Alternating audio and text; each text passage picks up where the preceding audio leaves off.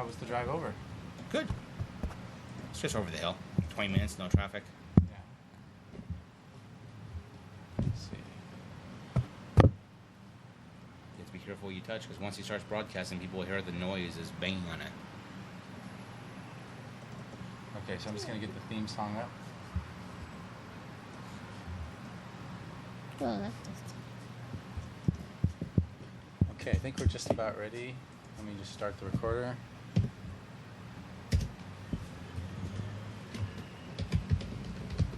So it's the name of the cause? Ride to Recovery.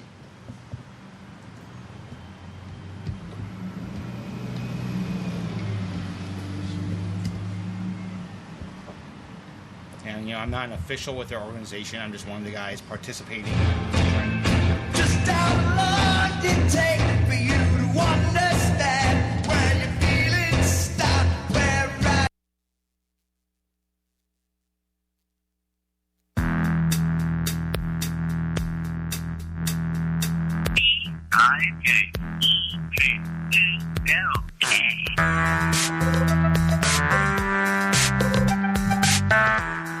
Okay, this is BikeTalk, and I'm here with John from Ride to Recovery. John, what's your last name again? My last name is Morlock, Morlock. And John is here with his family, and he came from North Hollywood to tell us about the Ride to Recovery. Yes, the Ride to Recovery is an organization that gives free bicycles to disabled veterans.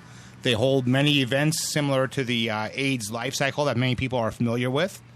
I'm particularly participating in what they call the 9/11 American Challenge, which starts on September 11th in New York City at the World Trade Center.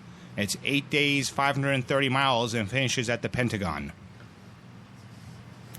Okay, wow. So it starts at the World Trade Center, ends at the Pentagon, 8 days. How many miles again? 530 miles. Okay, so, and it passes through New York, and then where? It goes through New Jersey, crosses a lot of historic sites across the ride. We'll go across the Delaware River. We'll pass Gettysburg. There's going to be a stop at the where United 93 went down, where there's a memorial for that flight. And how'd you get involved?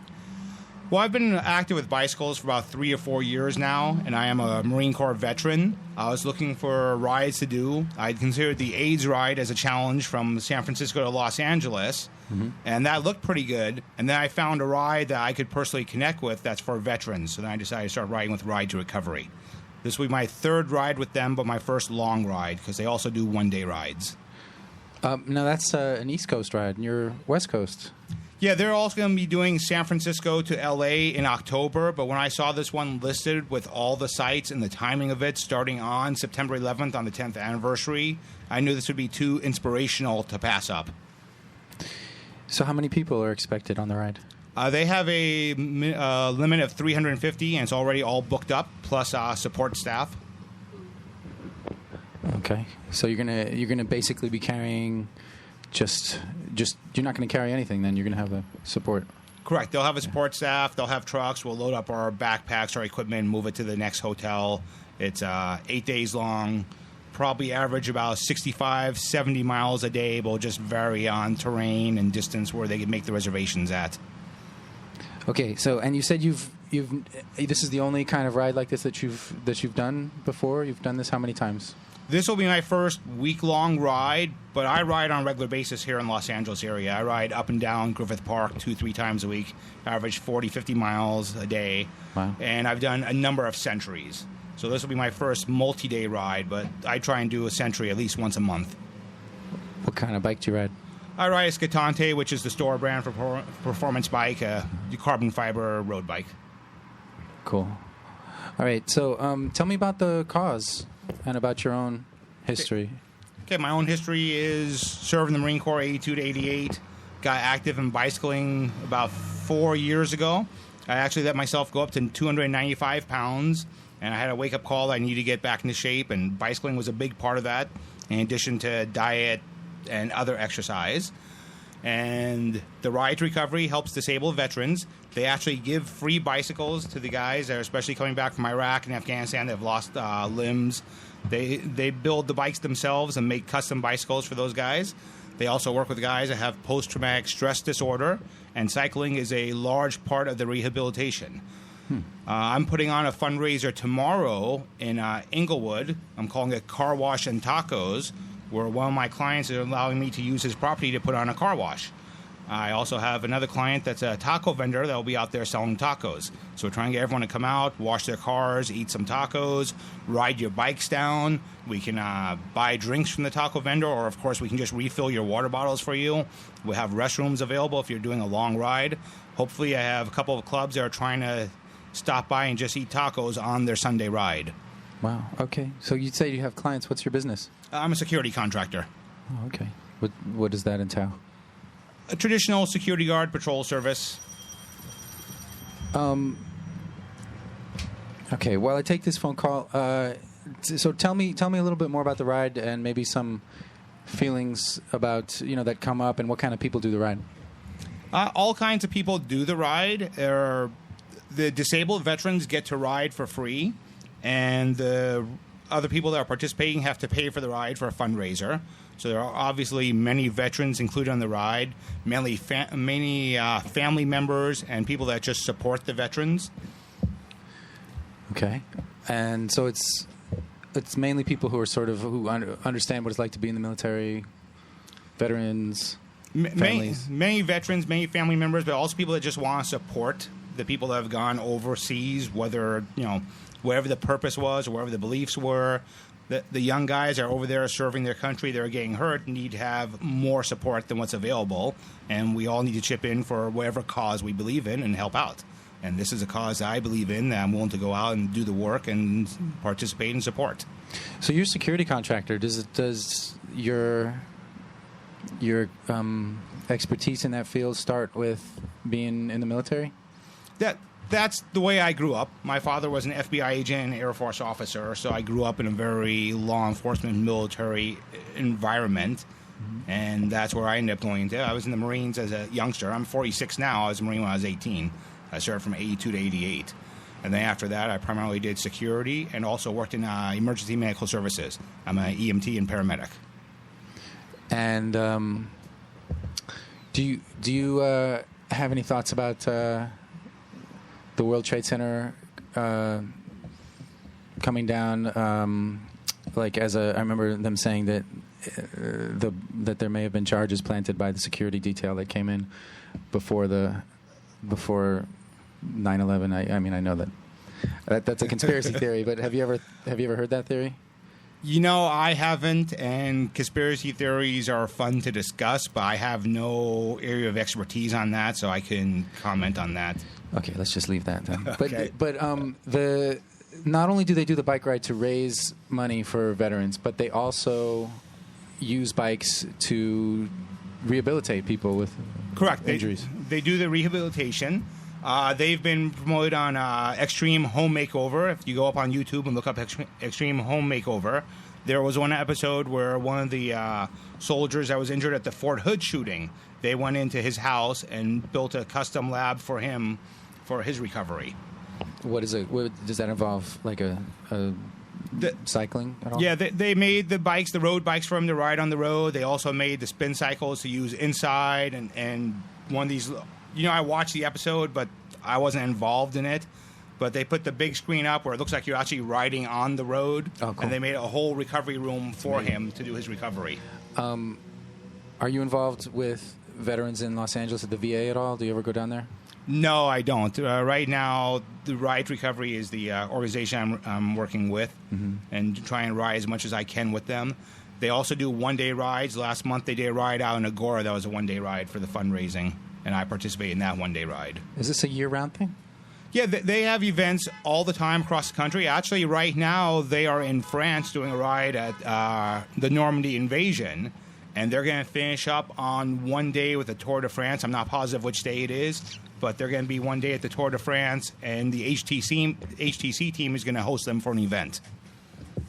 So they're doing stuff all the time? Correct. They're always doing stuff. In August, they're going to do a ride in the Great Lakes.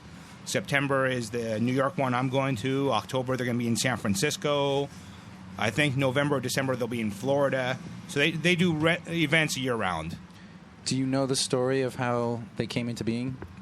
A little bit. rides were covered? I know the founder, John Warden, is a former professional bicycle racer, and he has a military background also. And I know a lot of the pros, after they retire, get involved in causes. And this was a cause that he believed in and founded. Cool. And do you ever ride with people who have, special bikes that they have injuries and they can ride using special bikes? On a regular basis, no. But last year I did one day of the San Francisco to Los Angeles ride. You can sign up for the whole week, or you can just do the one-day option.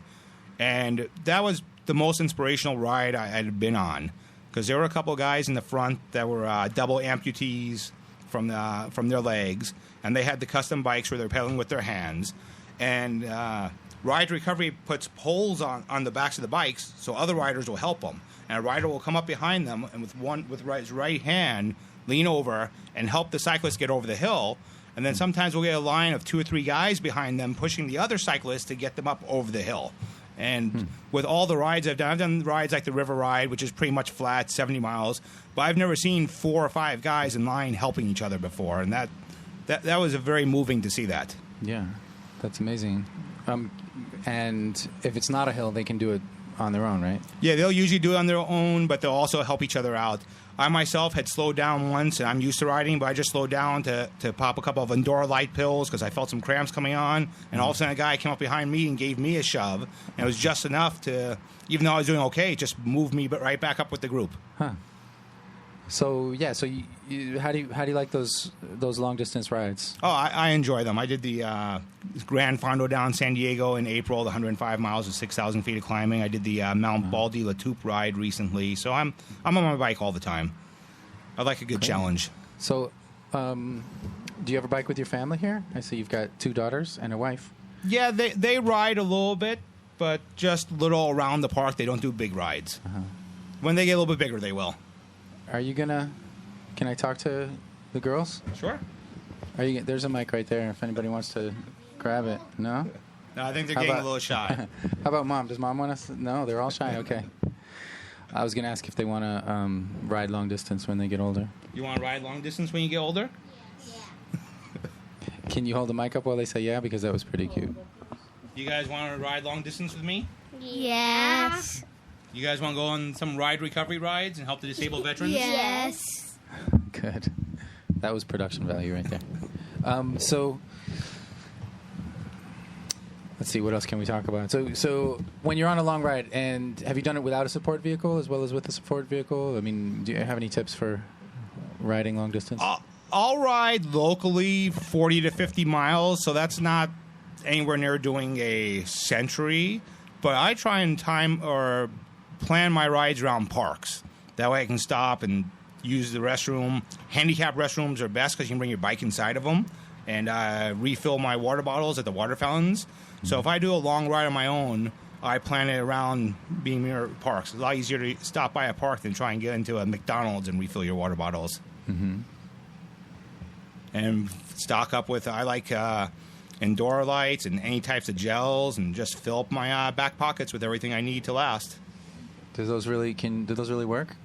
They do for me, but everything's personal preference. Use whatever works for you. I had gotten bad cramps on a ride last year and looked around online, and that sounded good, and I haven't had any since then. Could be just because I'm hydrating more and exercising more, or it could be because they work. Might just be a placebo, but I pop them just in case. So you're a big bike rider, 40 miles 3 times a week? Correct. That's about average I do. What's your route around Griffith Park? I live in North Hollywood, so I start out in that end. So it's 10 miles to get to Griffith Park. And then I come up around the Travel Town side. And, I don't know the names of streets. I just know the way I go. But I know when I go up that hill in Travel Town, then you make a right, and there's a paved road that's blocked off that's only for cyclists and hikers. And I will go from there all the way to the other side of the park. And I just stay mainly on those roads that are closed off to vehicle traffic. And I can usually put in about 20 miles, 25 miles in the park, plus the 10 mile each way back and forth. And what do you think of the park? Pretty cool? Yeah. The park's pretty cool, and we're right here close to it. Actually, we're going next that's our next stop, is to go over to the park today. Oh, cool. But Do you have bikes for everybody? No, we're going to do some other stuff. No, Oh, okay. no bikes today. Probably won't be back on the bike until Monday. Okay, taking a rest. So, let's say if you were to make one more pitch for Ride to Recovery, so that people can keep it in their heads and tell them what to do. Okay, please visit the Ride to Recovery website where you can find out all about them. They have a number of videos on there, newscasts that they've been on, the Extreme Home Makeover clip that they were on, and, of course, my car wash and taco raiser tomorrow. We're going to start washing cars about 9 a.m. at 316 West Florence Avenue in Inglewood. That's between La Brea and La Cienega. It will be listed on Facebook, and you can find it through the BikeTalk. And the taco truck will be coming out about 10:30 to set up to be selling tacos by 11 o'clock. So please come on out, wash your car or ride your bike and eat some tacos, and all the money goes to a good cause. I'm doing the September 11th ride, and if I can actually raise enough money, I'll also do the October San Francisco to Los Angeles ride. So come on out and help out our veterans. Cool. All right. Thanks a lot, John. Thanks All for right, coming. thank you, Nick. Pedal your blues away. Forget all your troubles away. Hop on your bike anytime you like and pedal your blues away. Pedal your blues away as you ride down the old highway. Singing a song as you roll along, just pedaling your blues away. You'll find lots of happiness as you spin along. Things are hunky-dory as you glide. In the middle of your heart you'll find a new song, with your palsy-walsy riding by your side. Your blues away. You'll find love in every byway. Hold up your chin, let them see your grin, and pedal your blues away.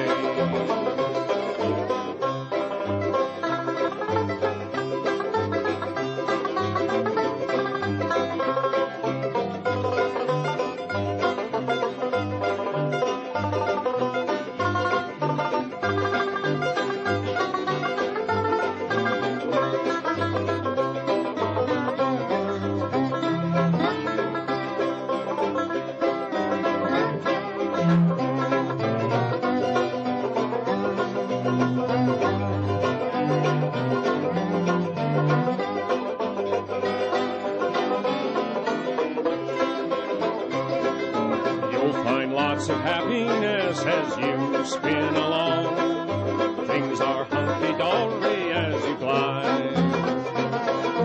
In the middle of your heart you'll find a new song, with your pals and wellsy riding by your side. Pedal your blues away.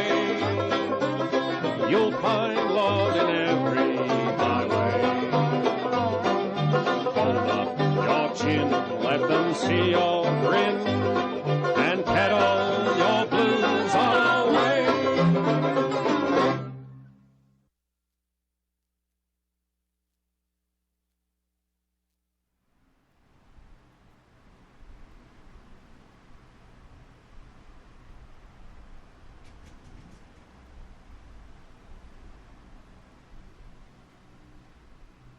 Hello.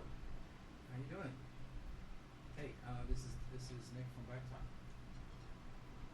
It's good. I think I got you on the air. Hold on. Can you say something?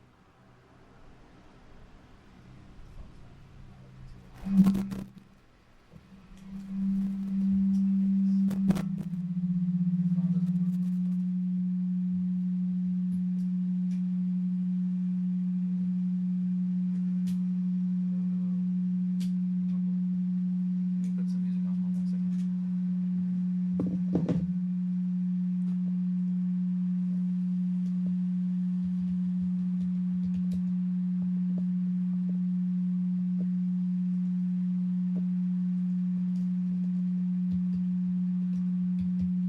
so we're having a little technical issue. Hello. Oh, I think.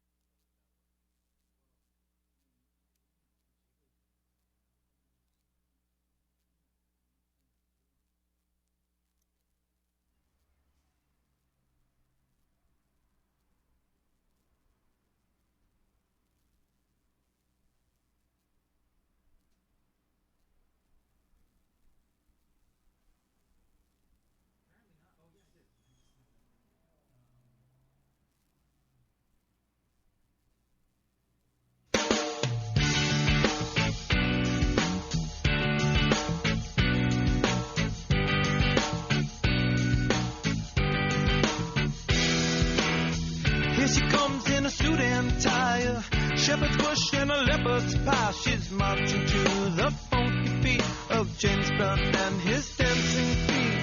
I'm gonna set your fish on fire, pistol whipping of desire. So please do not resist your fate. I'll pick you up, yes, it's a day.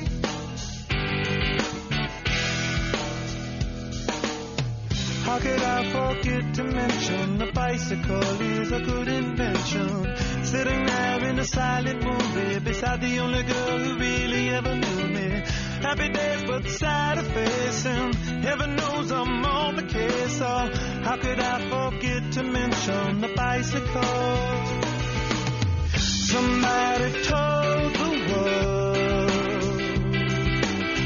the beauty of your my girl, I heard it first. The beauty of your verse. A sticky finger and a wicked taste. Got a lot of nerve and a lyrical case. Be sure to write it in your book. I promise not to look. I wanna smell your sunny face. Funny place, but it's never a waste. I'd hop this fence to make amends. I hope this movie never ends.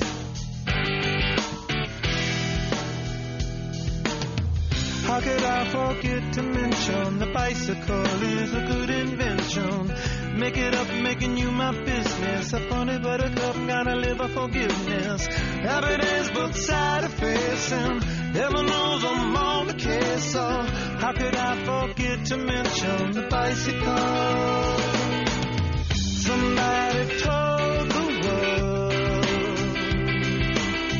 the beauty of your verse. My girl, I heard it first. The beauty of your verse. Somebody told the world the beauty of your verse. My girl, I heard it first. The beauty of your verse.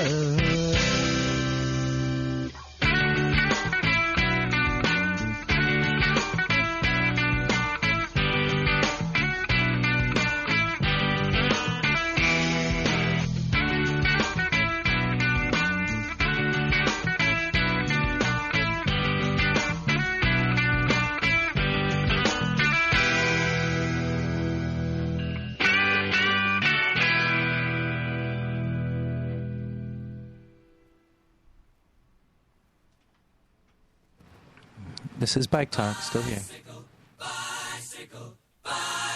I want to ride my bicycle, bicycle, bicycle. I want to ride my bicycle. I want to ride my bike. I want to. They have a studio and they, I don't know, they do this reporting where they get stakeholders to sort of report to their community. Wanting to do this bike show, 2 wheels and a microphone, but it hasn't happened until now. Okay, so I got the phone working, Cool. and I'm talking to Patrick Miller. Hi. And how would you describe your what's your handle? My handle? You mean my name on my screen name? I don't know what I meant. I think I meant your what do you do? Oh, what do I do? You know what? I'm just another person living in LA. I'm a cyclist, but I'm also an artist, a photographer, DJ, DJing a house party tonight at the legendary Alago House in Silver Lake, if you know where that is, and you belong there. Yeah. So, but I'm not, necessarily affiliated with any organization. I'm just someone who started riding a bike about 4 or 5 years ago in LA, or riding a bike again, because I think everyone rides a bike when they're a kid. But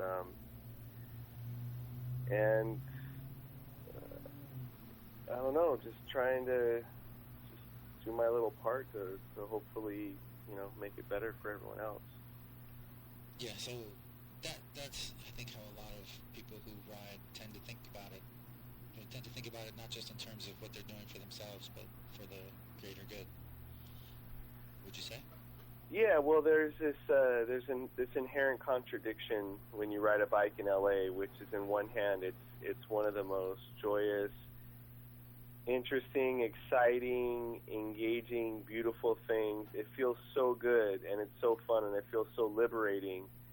And then just when you're totally delusional about all those things, somebody comes and tries to run you off the road, or passes you with like a foot of space, or starts yelling at you or something, because so many people are clueless about the law in regard to bikes. It's this really crazy contradiction, which I think really, accounts for a lot of the activism that we see around cycling in LA. How often would you say that you have some kind of a conflict like that on the road? It just depends. Sometimes it's weird. It just depends on the day and the time. But, driving during rush hour, it's probably like at least one jackwad for every 5 or 6 miles. I don't know. I mean, it just depends. They're not really, I wouldn't say confrontations, but, with someone passing you close or being like somewhat, just like a little bit aggressive with the body language of the car. But, in general, it's not, sometimes you ride all day and it's perfect.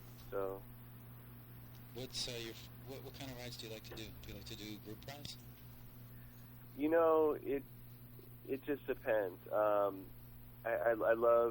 try to at least once or twice a month get out and ride with a big group of strangers, something like Critical Mass or Midnight Riders. But every ride is fun. It's great to just go by yourself and pick up groceries or something. But to just get out with like 2, 3, or 5, 10 people definitely makes a big difference. Like riding around with a small group, makes it a lot more fun.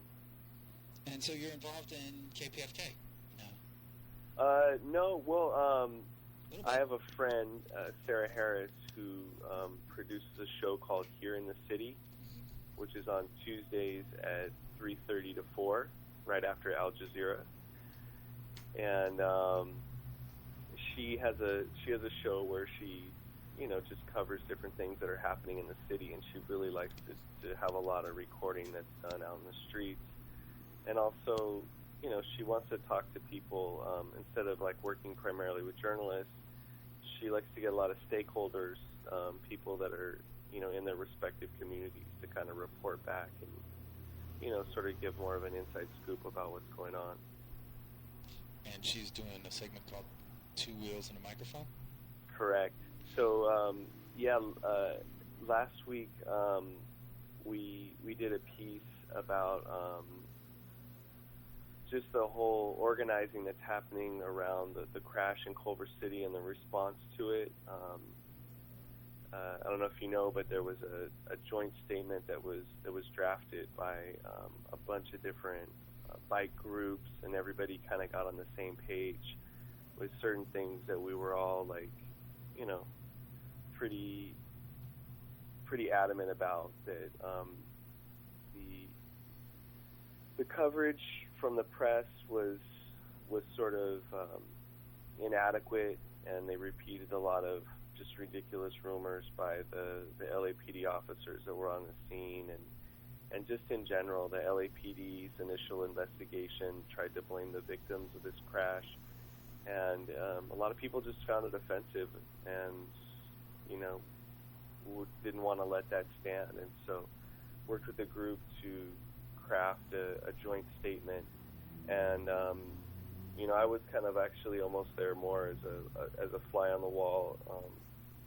So I talked to a few people and got some interviews, and then that joint statement turned around and was turned into a petition that people were signing at critical mass.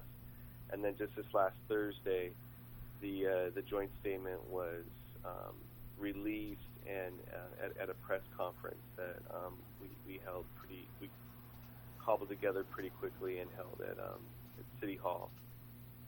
And this was a big cross-section of all different groups: Bike Side, LACDC, Midnight Riders, and then a lot of like other, you know, blogs and just different people. Like Joe Litton from Cyclo was there. Ross Hirsch, Dude on a Bike, spoke, and we had Kat from BikeTalk, the video podcast, and she was there, and she read statements by two of the victims, which were quite moving. I tried to get. You guys said it would be until 2, so I came at 1:30, but nobody. Oh no. But that's okay. I had a good time. Various places downtown. So just getting back to the radio show real quick. So, you know, with time and some other constraints, a lot of the great material got left on the cutting room floor. So a lot of the interviews that I got last week at Critical Mass and some interviews that I had gotten at the meeting where the joint statement was crafted are going to be used this week, which is really exciting. So they're revisiting the story we did last week. And does the 2 wheels and a microphone come on regularly? Is there a regular? No, this was sort of the pilot run last Tuesday, which, if you want to check it out, you can find it the same place that you find the BikeTalk archive, which is on the KPFK's radio archive under Here in the City. It's the most recent show, and about half or a third of the show is dedicated to talking about this film about railroads called RR, the structured 16mm film, very interesting.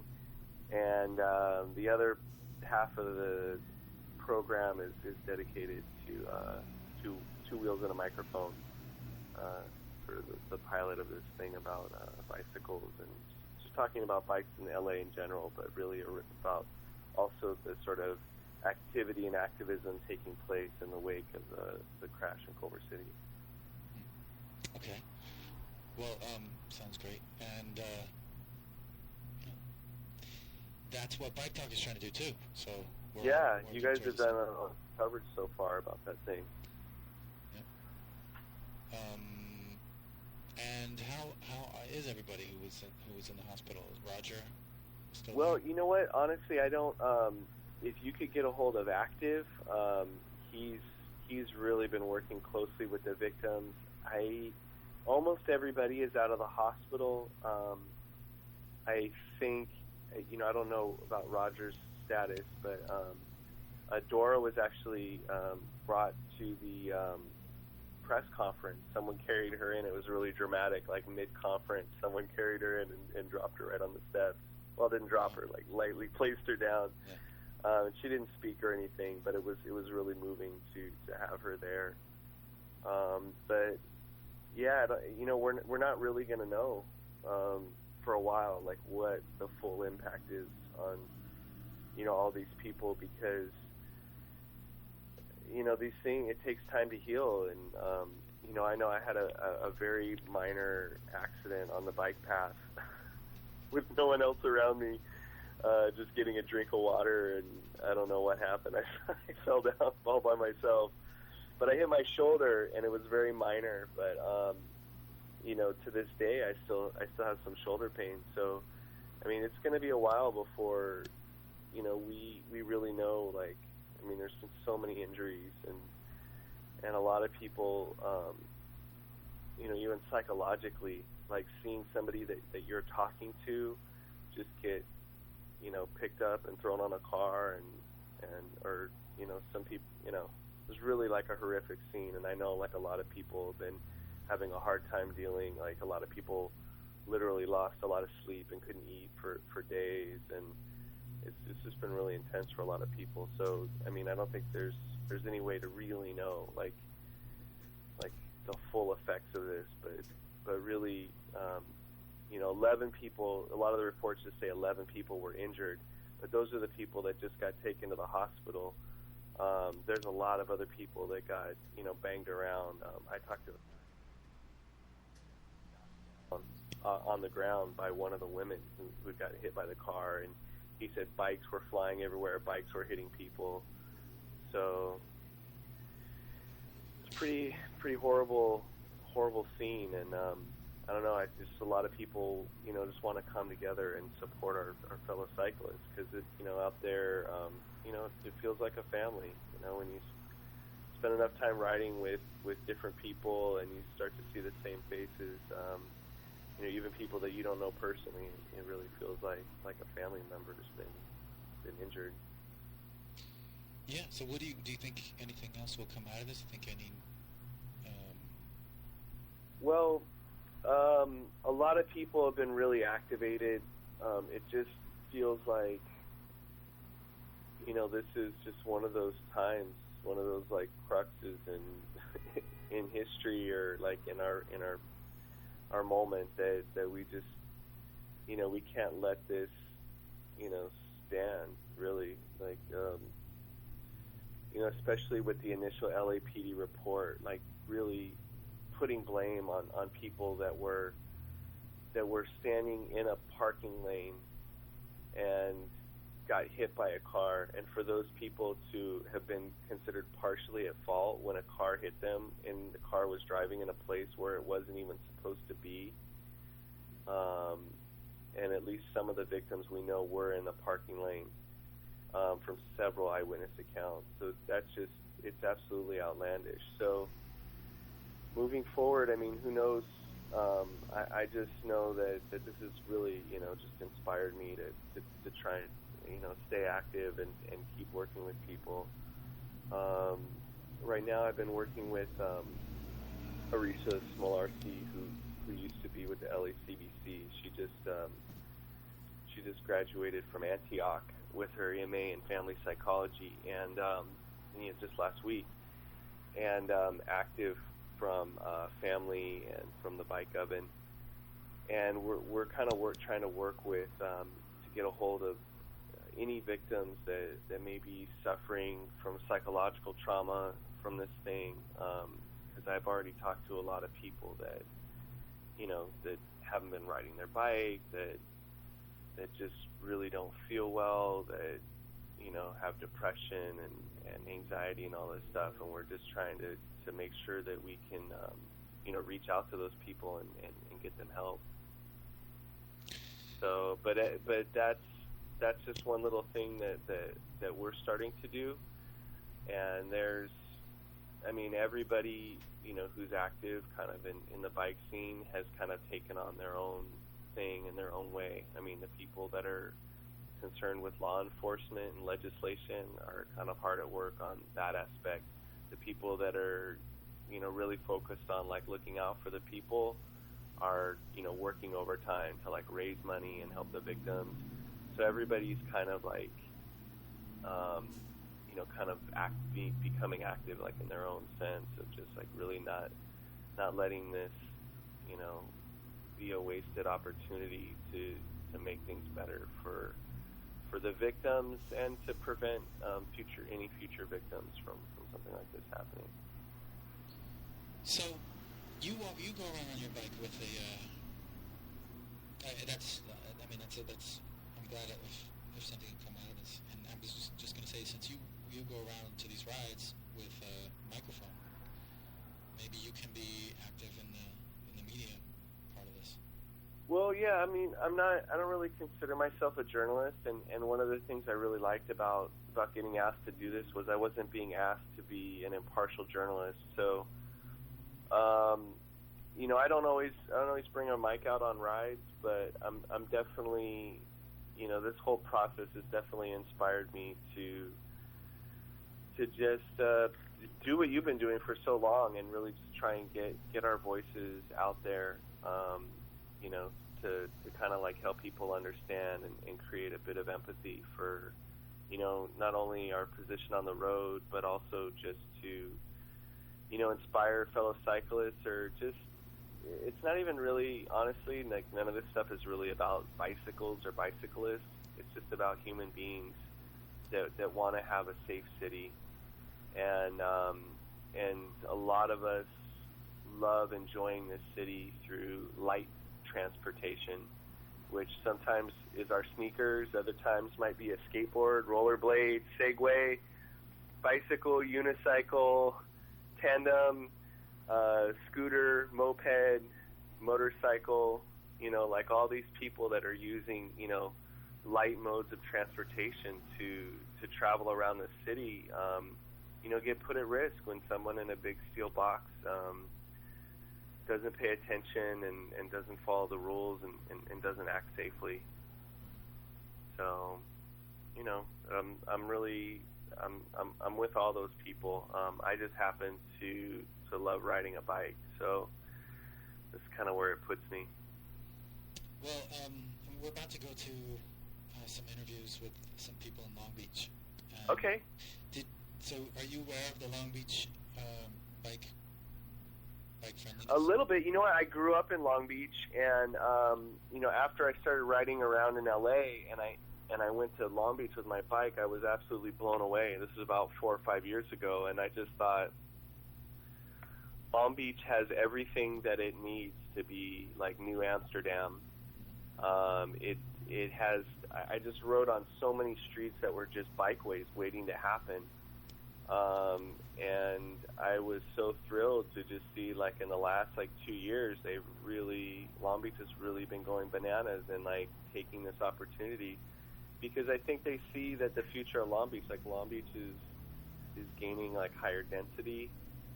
It's going to be, there's eventually going to be more traffic, so why not carve out the infrastructure now for bicycles? And it's a really, it's a relatively small town with a decent amount of density, and it's relatively flat, and the weather is even better than Los Angeles. It's just a perfect place to get around by bicycle. So, well, if the last time you saw it was 4 years ago, the last time you rode it was 4 years ago. Oh no, I'm just saying that was when I first noticed it, that before they started any of these things, and now I was actually just there yesterday via automobile visiting my mom, and there's huge bike lanes on right by, that go right by where her place is, and I've seen them all over Long Beach now. It's really fantastic. Cool. Well, we're gonna play an interview now with Charlie Gandy. Great. Who's the mobility thanks for calling me up, and thanks for keeping the people informed on the original Bike Talk Radio on killradio.org. Yeah, we got to start calling it the original now. Yeah. All right. Well, thank you, Patrick Miller. Well, listen, it's Tuesday at 3:30, your segment on KPFK, right? Yeah, here in the city, and then it'll also be archived on kpfk.org. All right. Under Here in the City. Thanks a lot, Nick. Have a great day. You too. Thanks. Take care. Bye. Bye.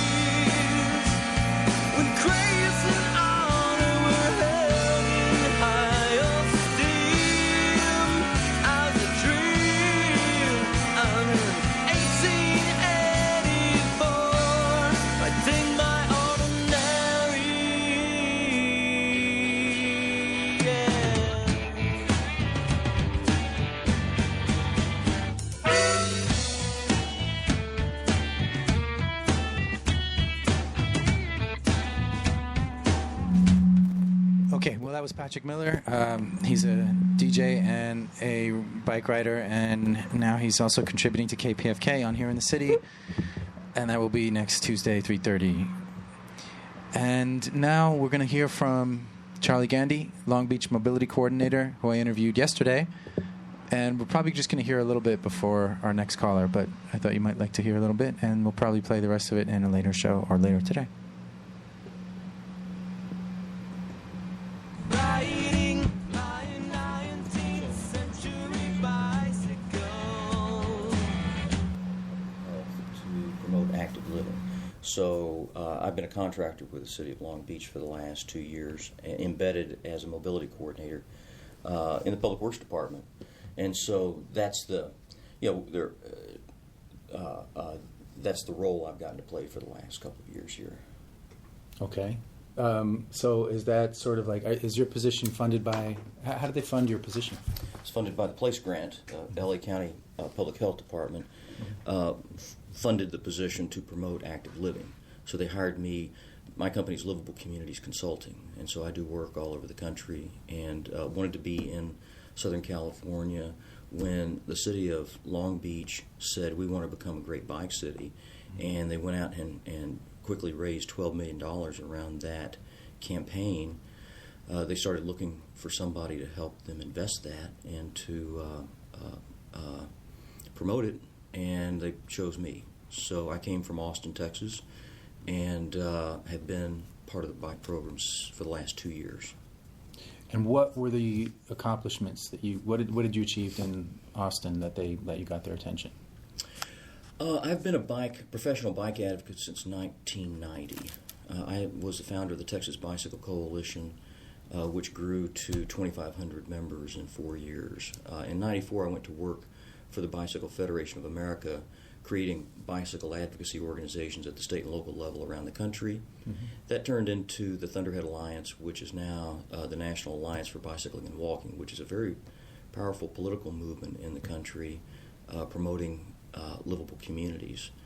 And so I've been doing this professionally as a consultant all over the country since 1998.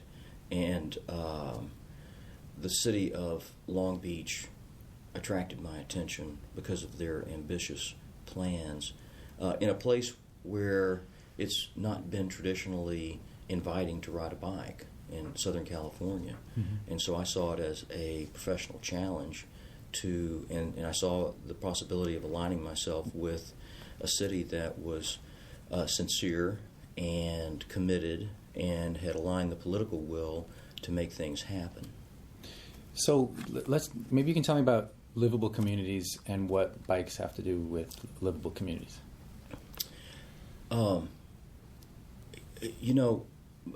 Bicycling is part of a healthy urban existence, a healthy urban environment. It's oftentimes seen as a indicator species of a place that is going to be attractive to the creative class and to those of us that carry on active, healthy lifestyles. And so the role of bicycling in the United States... Can you define indicator spaces? I think I know what you mean, but... where you see bicyclists riding bikes, you tend to have, and particularly women riding bikes in normal clothes, that's an indication that it's a relatively safe, healthy place. And the inverse is true, where you don't see people riding bikes, particularly women. You may see 5% of the people who would like to be riding bikes, those that are comfortable mixing it up with cars or in bike lanes, but you don't see the other 95% that would like to bike but don't see a safe place. Mm-hmm. And by the way, that's what we see with cycle tracks and separated bike facilities, bike boulevards, and other things that are designed for the more novice and casual cyclist. Mm-hmm. A lot of which you've added to Long Beach since you've been here, right? Yeah. Oh, yeah. We've beyond probably 50 miles worth of new bike lanes that we've put in the last 2 years. We have 4 federal demonstration projects that we're participating in, and things that are new to Southern California,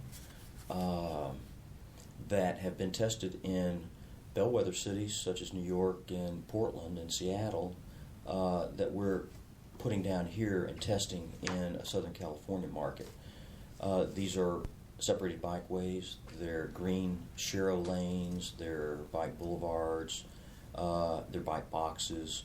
And in addition to all of that, it's important for me to say that while we're putting these things out on the street and giving people a chance to test them and to imagine this in their neighborhood, and we have funding to take these into lots of other neighborhoods, our campaign goes far beyond the engineering and the environment. We're teaching every kid in our Long Beach Unified School District to ride a bicycle when they're in elementary school or middle school this year and next year with a federal Safe Routes to School grant. We for $500,000. We have another $500,000 that's about to be deployed. That's what that meeting is next door that's happening right now, is a promotional campaign directed at both cyclists and motorists, talking about shared streets and talking about shared responsibilities in the street. And so I'm excited about Long Beach's role in being one of the first cities in Southern California to not only be putting down interesting facilities on the street and bread and butter bike lanes and sheros, but also looking at the behavioral side of this from the motorist point of view and the cyclist point of view, and addressing those issues as well. Okay, so we were just listening to an interview with... That was Charlie Gandy, and Chicken Leather's in the house, that's why it's buzzing.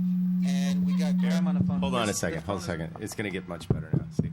The phone is not really the best right now. Here, let me see if I can fix it. Okay, can you hear us?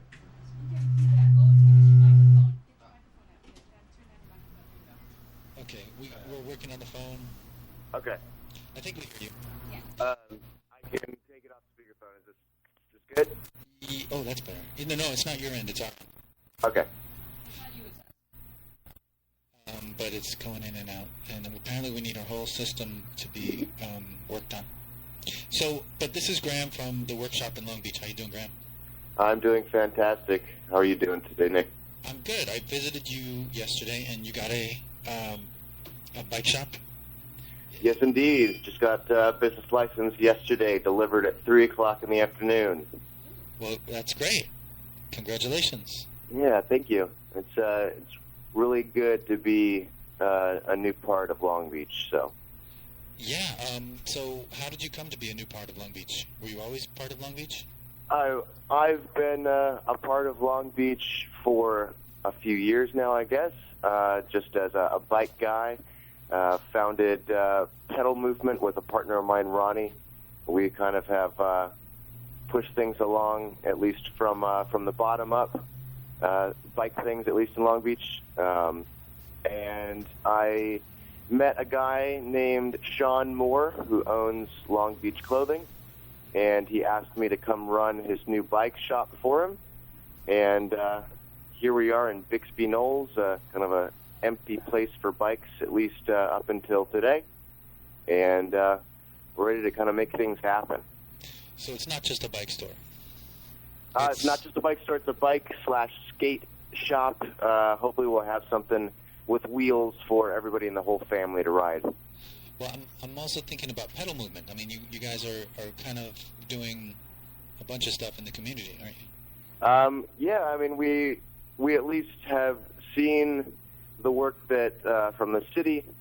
Long Beach is really making every effort to be bike friendly, and we felt, at least at the beginning of Pedal Movement, that the only way for that to actually happen was to have the community kind of on the same page and to have a common vision with the city. And so Pedal Movement, I suppose, has acted as a cheerleader.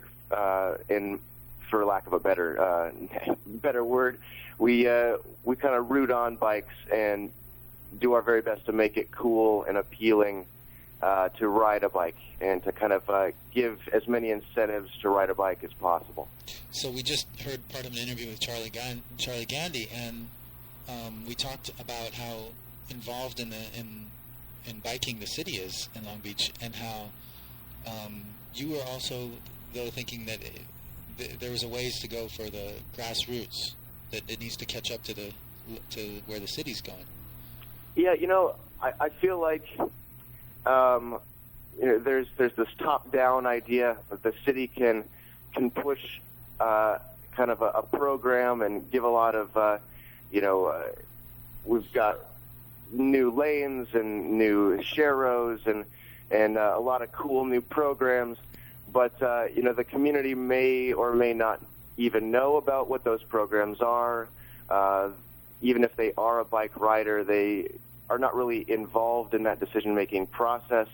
And so there really is, it's been difficult for Long Beach to find a community base of support because the bike community in Long Beach is so fragmented. LA's, it's so much bigger of a city, and yet everybody knows about everything, and everybody knows what's going on, and there's a much stronger bike community in north of the 91 and south of the 91. You'd expect in a smaller city that it would be, especially with the city's support, be thriving.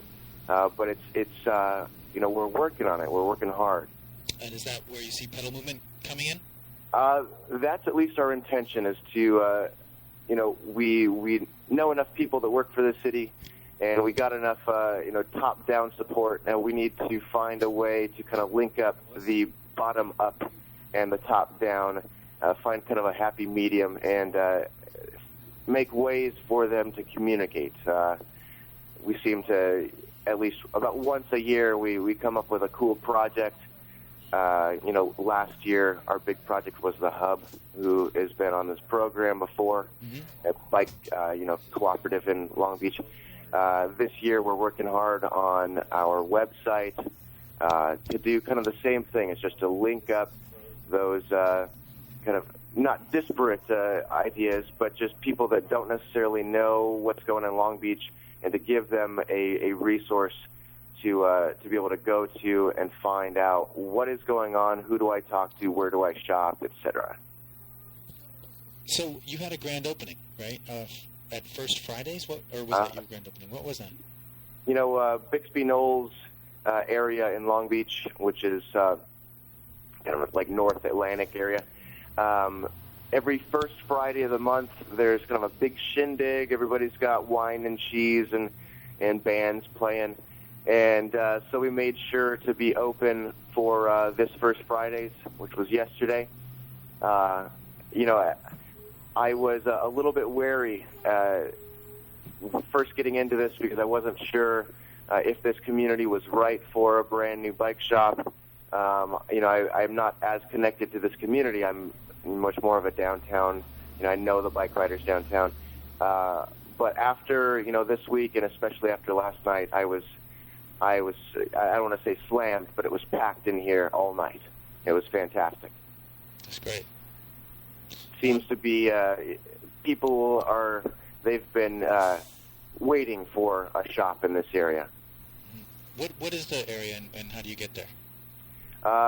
This area, Bixby Knolls, is Atlantic. If you were to take the 405 south or north, you'd just be exiting Atlantic north, and it's just this cute little row of high retail. It's one of the city of Long Beach's 4 designated bike-friendly business districts. Would be 2nd Street, that downtown where they've got the down south where they've got the Sharrows, and downtown areas, the East Arts District, and Bixby is one of the 4. And so we're actually the first bike shop to come into this bike-friendly business district. And so now we need to start getting to work, because to be honest with you, I got to tell you, not every, but 9 out of 10 bike riders who go past my place, they're on the sidewalk. Most of them don't have helmets. a good portion of the fixed gears don't have hand brakes or foot retention.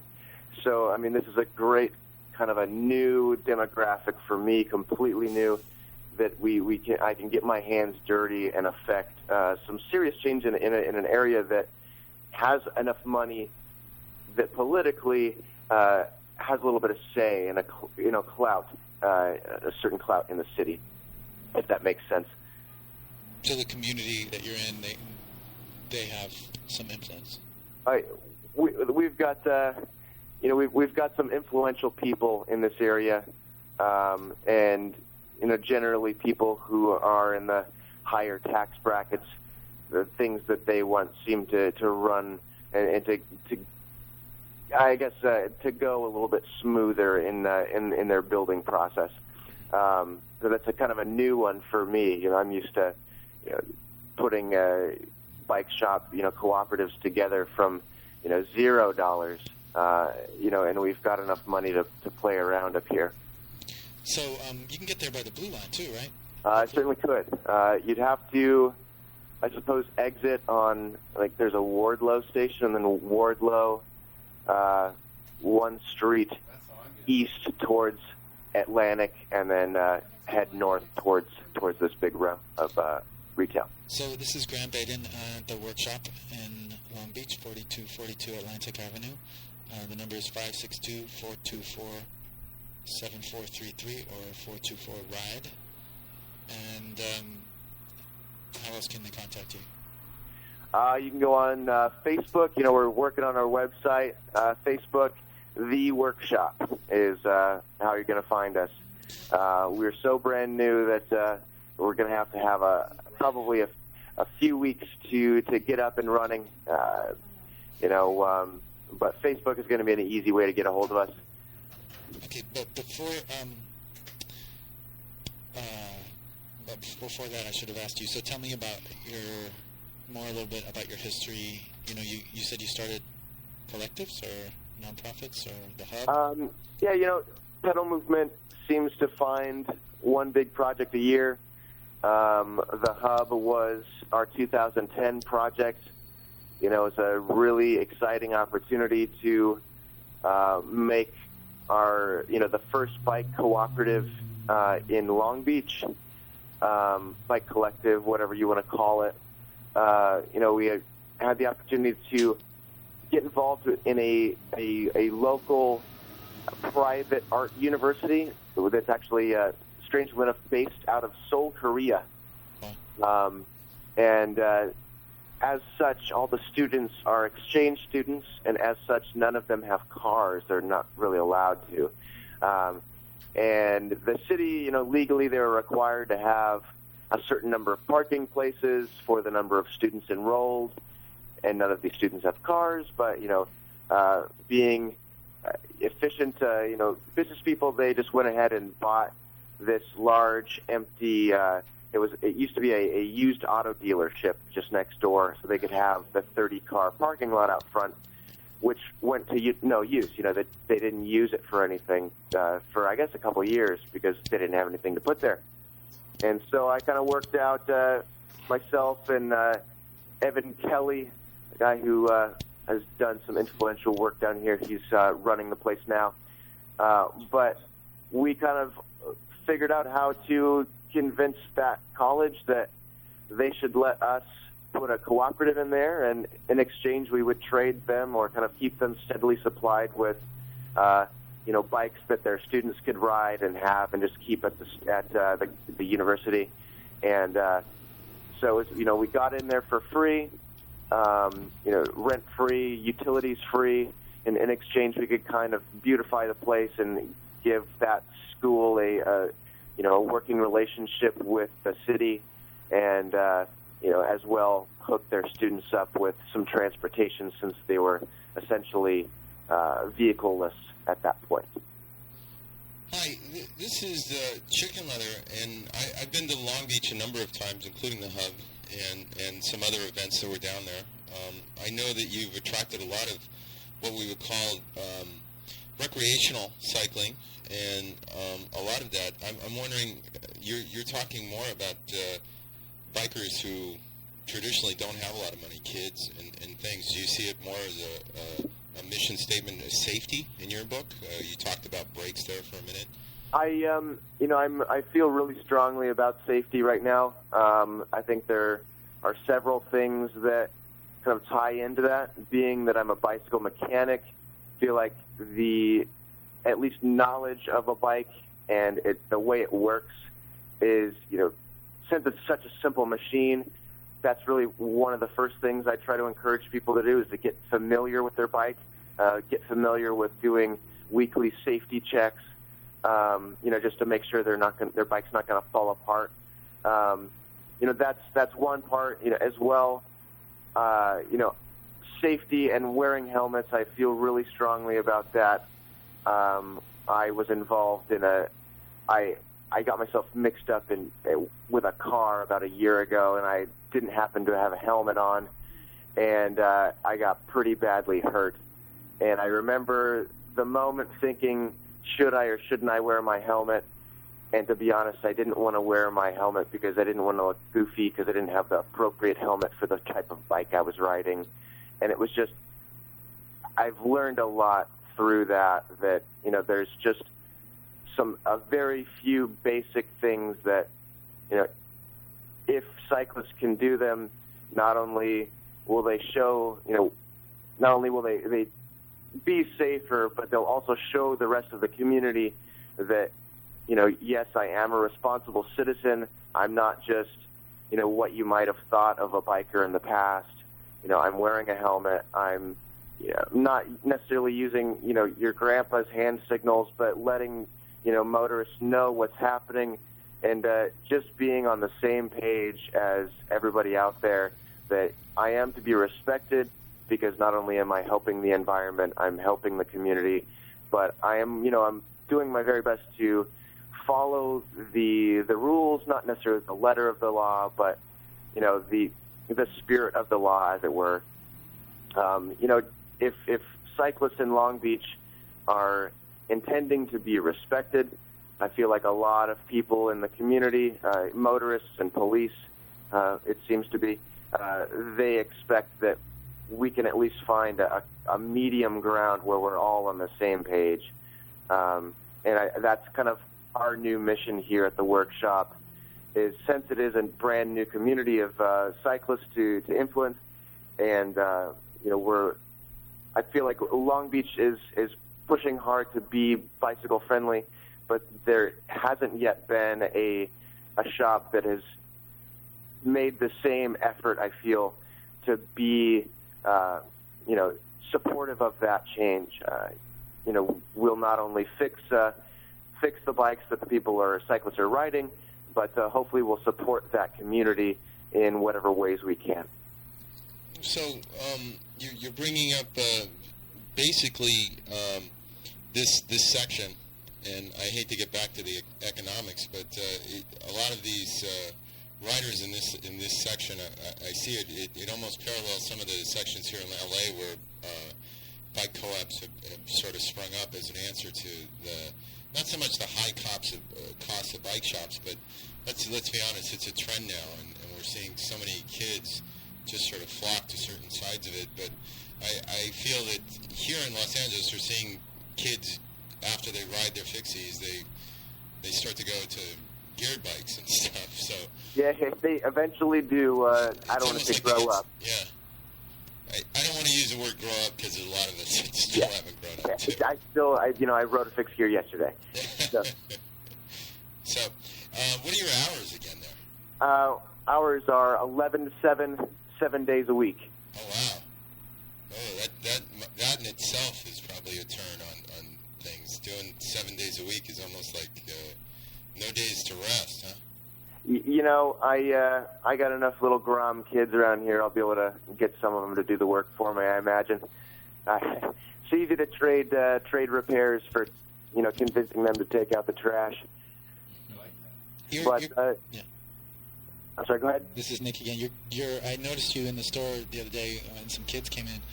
How much of your work is working with kids? I would say probably, the majority of the day is kids. probably once a day or twice a day, I have, let's call him a grown-up. No, somebody 30 plus comes in with a bike to repair, or very few people coming in to purchase bikes, just because at least what we have to offer at the moment is probably not what 30 plus individuals are purchasing. But as well, most of the day it's summertime, so the kids are out and they're riding their bikes on the sidewalk with no helmet.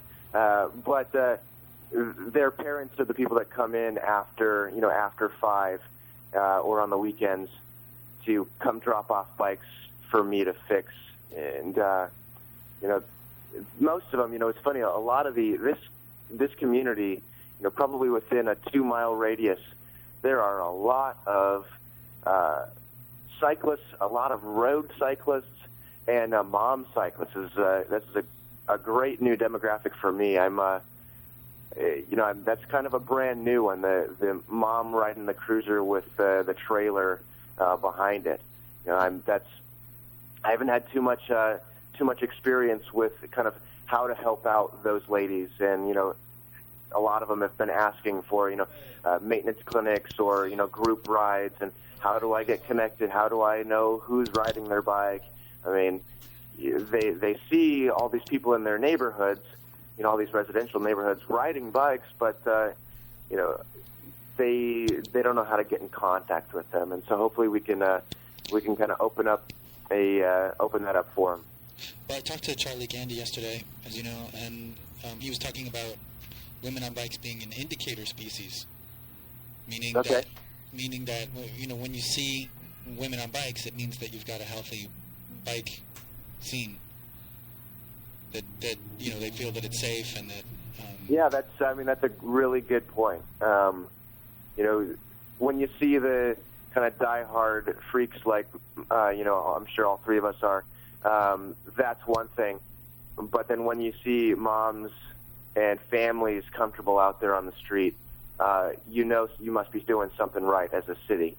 So I think he's definitely right about that. Indicator species, I like that. Okay, well, let us know anything else that happens. Call in and keep in touch if you would, and join our Facebook group, BikeTalk group, so that you can post. Certainly will, guys. I thank you for having me on the show. Have a great rest of the day. Is there anything else I can tell you? Probably, but I can't.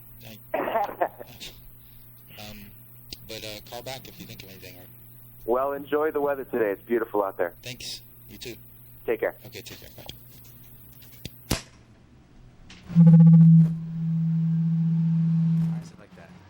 Okay, so Eric Ochoa, race reporter, just came in. Hey, Eric. Oh, and Joni Young is here. Hi, Johnny. Hi. So what do you got, Eric? I don't think... Does this thing pull back a little? Is it not turned on? This could be why it's feeding back. Let me move the mic that's next to the speaker monitor. There you go. Try that. Yeah, this is better. So what's going on? You're posting. Yeah, I've done postings before on Tumblr and like other stuff, and just recently I kind of figured it might be a good idea to start posting my blog, cycling blogs, on the BikeTalk group page, and to get people informed about it and what's going on in professional racing. So, well, I guess we should get down to it now. What about that Tour de France, huh? Yeah, the Tour de France, which started today. Traditionally, Grand Tours start off with a short prologue time trial. Today was an exception, though, with a regular road stage. It was pretty flat, pretty much from the beginning all the way until like the final few kilometers, which hit the riders with, I believe it was a Cat 4 climb. A lot of people, were looking to Philippe Gilbert to win the stage. Philippe, if you follow racing, you've seen that he's had a phenomenal season, pulling off the Ardennes Triple, the classics, the Fletcher Wallon, Amstel Gold, and Liège-Bastogne-Liège, podium that the straight Bianchi race. Just recently, he's the newly crowned champion of Belgium. So, he goes into the Tour de France with some phenomenal form. And, he delivered to his Omega Pharma team. They were right at the front towards the final kilometers. Jurgen van der Wal had a crash early on in the stage. You could have seen his jersey was all torn. But, he was right there at the front, pulling to try and get the breakaway back so they could deliver their man Philippe to the finish line, which in the end, he did. And towards the end, Fabian Cancellara tried to attack on his own. Philippe, quickly countered the attack. It's hard because on a finish like this, doesn't seem to be anybody that could match Philippe's acceleration. Not even the Schleck brothers who showed that. I believe it was on Liège-Bastogne-Liège. Both brothers worked together to try and reel Gilbert during that final climb. But, when Gilbert accelerates on climbs like that, you can really expect not to reel him back in. You're pretty much racing for second or third. So with that being said, Philippe pulls on the first leader's jersey, the yellow jersey of the Tour de France, lead that he's not going to be able to hold on for tomorrow because tomorrow is a team time trial. His Omega Pharma is not too deep in that discipline, but any day wearing the yellow jersey is a good day for any rider.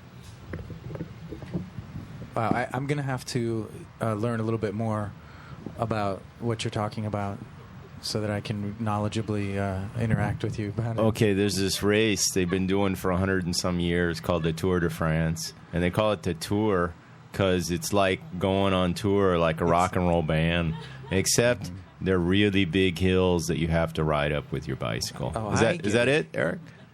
Yeah, the Tour. Well, another reason it's called the Tour because the Tour de France, and there's and it's in France. Mm-hmm. There's why do they have to do it in France if it's called the Tour de France, huh? There's three different. The Tour de France is a 3-week race, and in the calendar there's 3 different 3-week races. You know what's funny about that is last year the Tour de France started in England, which is kind of funny because they try it out every year. They tried it once in Amsterdam and other things. Where did it start out this year? Every now and then the Grand Tours start off in different countries, and it doesn't always necessarily stay.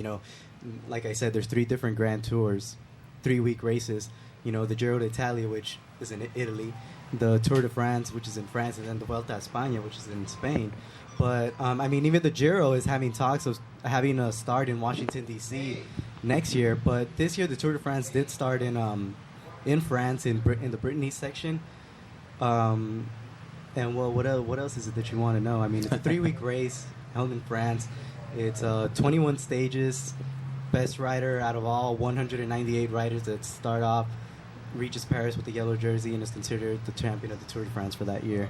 Again, Alberto Contador, although he's had sort of a controversial start to his season because of that Clambeterol case that's still pending because, the governing bodies of cycling aren't stepping up to, call a decision on it, whether he should be banned or not, but they give him the green light to compete. Most recently, he's won the Giro d'Italia, and he comes into the Tour, hoping to pull off the Giro Tour double, which hasn't been done in a while. I believe Marco Pantani was the last rider who was able to do that. But yeah, he goes in here. Of course, Andy Schleck is seen as his biggest rival, but you also got guys like Cadel Evans. Cadel Evans has won the Tour of Romandy and Tirreno Adriatico, and he's shown great form. Better form than he's shown, in the past years. And we know Cadel Evans has been second at the Tour de France for 2 years, one second to Alberto Contador, and then in 2007, and then to Carlos Sastre the year after. But last year he had a pretty bad tour when he had a little small hairline fracture in his wrist, which forced him to abandon while he was wearing the yellow jersey. But this year, he's got a pretty strong team built around him. Of course, he has Big George Hincapie, who was Lance Armstrong's Royal Domestique in all 7 of his Tour de France victories. So when you got a guy like that working for you up in the mountains, it's hard to say that you're not going to do good once the mountains hit. So I just want to point out that Joni is looking at you with her mouth open. Can you hand the mic to Joni? I don't know if that one even works here. I gotta get closer. No, I just came to hang actually and get inspired for things that I want to do on bike. But I'm just listening to this guy saying, "What the heck? How does he memorize all this stuff?" He I know, right? I think he hears it, and it's just embedded in his memory. I can't do that. I can't even remember what I ate for breakfast yesterday. And he remembers all this stuff. I'm just totally amazed. Yeah, apparently we just stumbled into a savant. Yes, bicycle savant. A bike savant. A bike race savant. Somebody has to remember it, I suppose. That reminds me, breakfast. Breakfast is in order, and it's kind of like a holdover from last night, but we're going to get to it in our next story. Say, one last question about the tour. When's their day off? The day off is going to come, I believe, on before or after stage 8. They have 2 different rest days, so I think that's the first one. It gives the riders a chance to recuperate from previous racing. Usually it's before the big mountains come, so they can arrive fresh for the mountains. The GC contenders can go in with fresh legs and everything, so they won't be too fatigued from the previous flat stages, which still take a pretty good toll on your legs. So what's the understanding? I mean, a couple years ago, they really were gearing up to have it against Lance and Contador and have that battle kind of facilitated, because they did things like cobblestone and all these horrible things that you wouldn't do to riders. What was the understanding of doing this right away? Well, by what I understand, this Tour de France is more mountainous. There's not that many time trial kilometers, so eventually the winner is going to be one who's a great climber. There's only 2 time trials, one of them being an individual time trial, which comes on the day before the tour ends. Tomorrow is a team time trial, of course, which is a time trial which all 9 riders of your team take part in. Yeah. But it's still pretty early on. It's only stage 2. I know some riders today came off over a minute and a half to 2 minutes behind Philippe Gilbert. One of those being Alberto Contador, because there were like 4 crashes towards the end. That's what I was going to ask you. I mean, the road conditions there, everybody thinks of like France being pristine, but they've had so much rain. The roads have been almost like washed out and all these things where they're having the tour. Yeah, and we saw this again once in 2009 when Alberto Contador, when the wind split the peloton up and Alberto was caught in the back, and it was Lance Armstrong who was in the lead group, and he was only a second away from taking the yellow jersey from Fabian Cancellara. And then I believe it was a few stages after that, Contador attacked his teammate. I think your mic cut out. There you go. Which is a rule that you don't do in cycling. You don't attack your own teammate when he's 1 second away from getting the lead.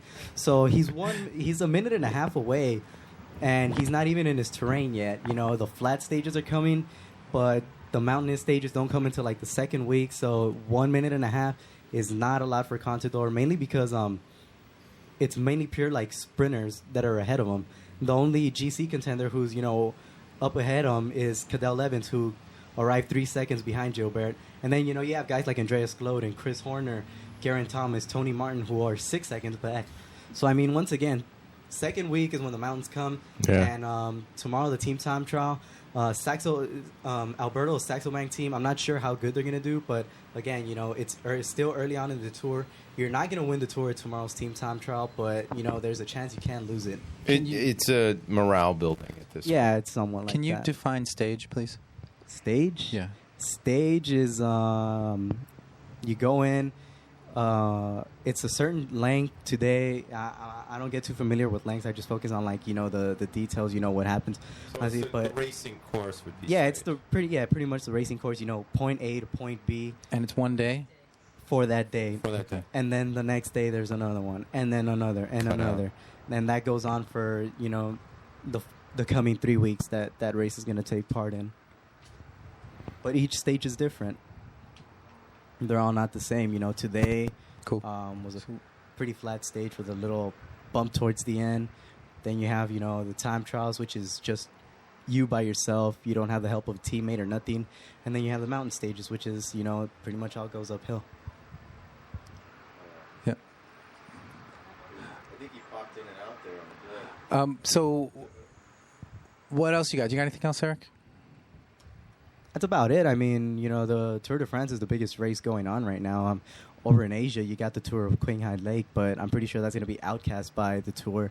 For any of you that are going to want to catch the Tour, once again, Versus is going to have coverage.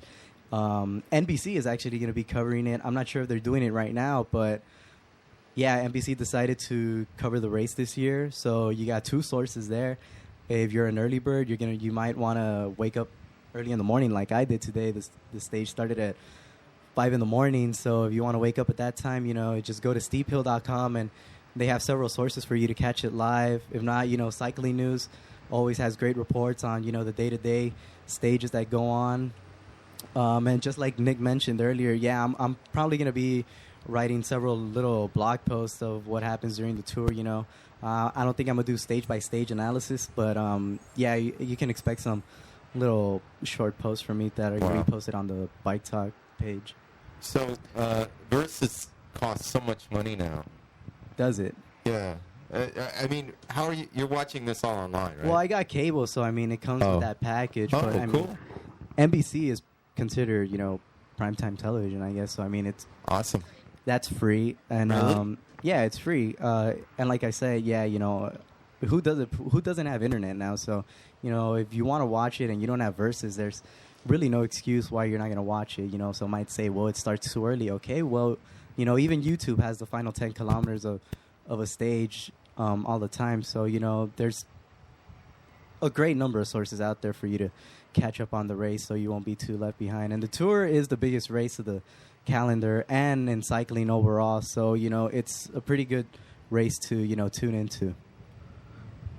Well, so how long does it last?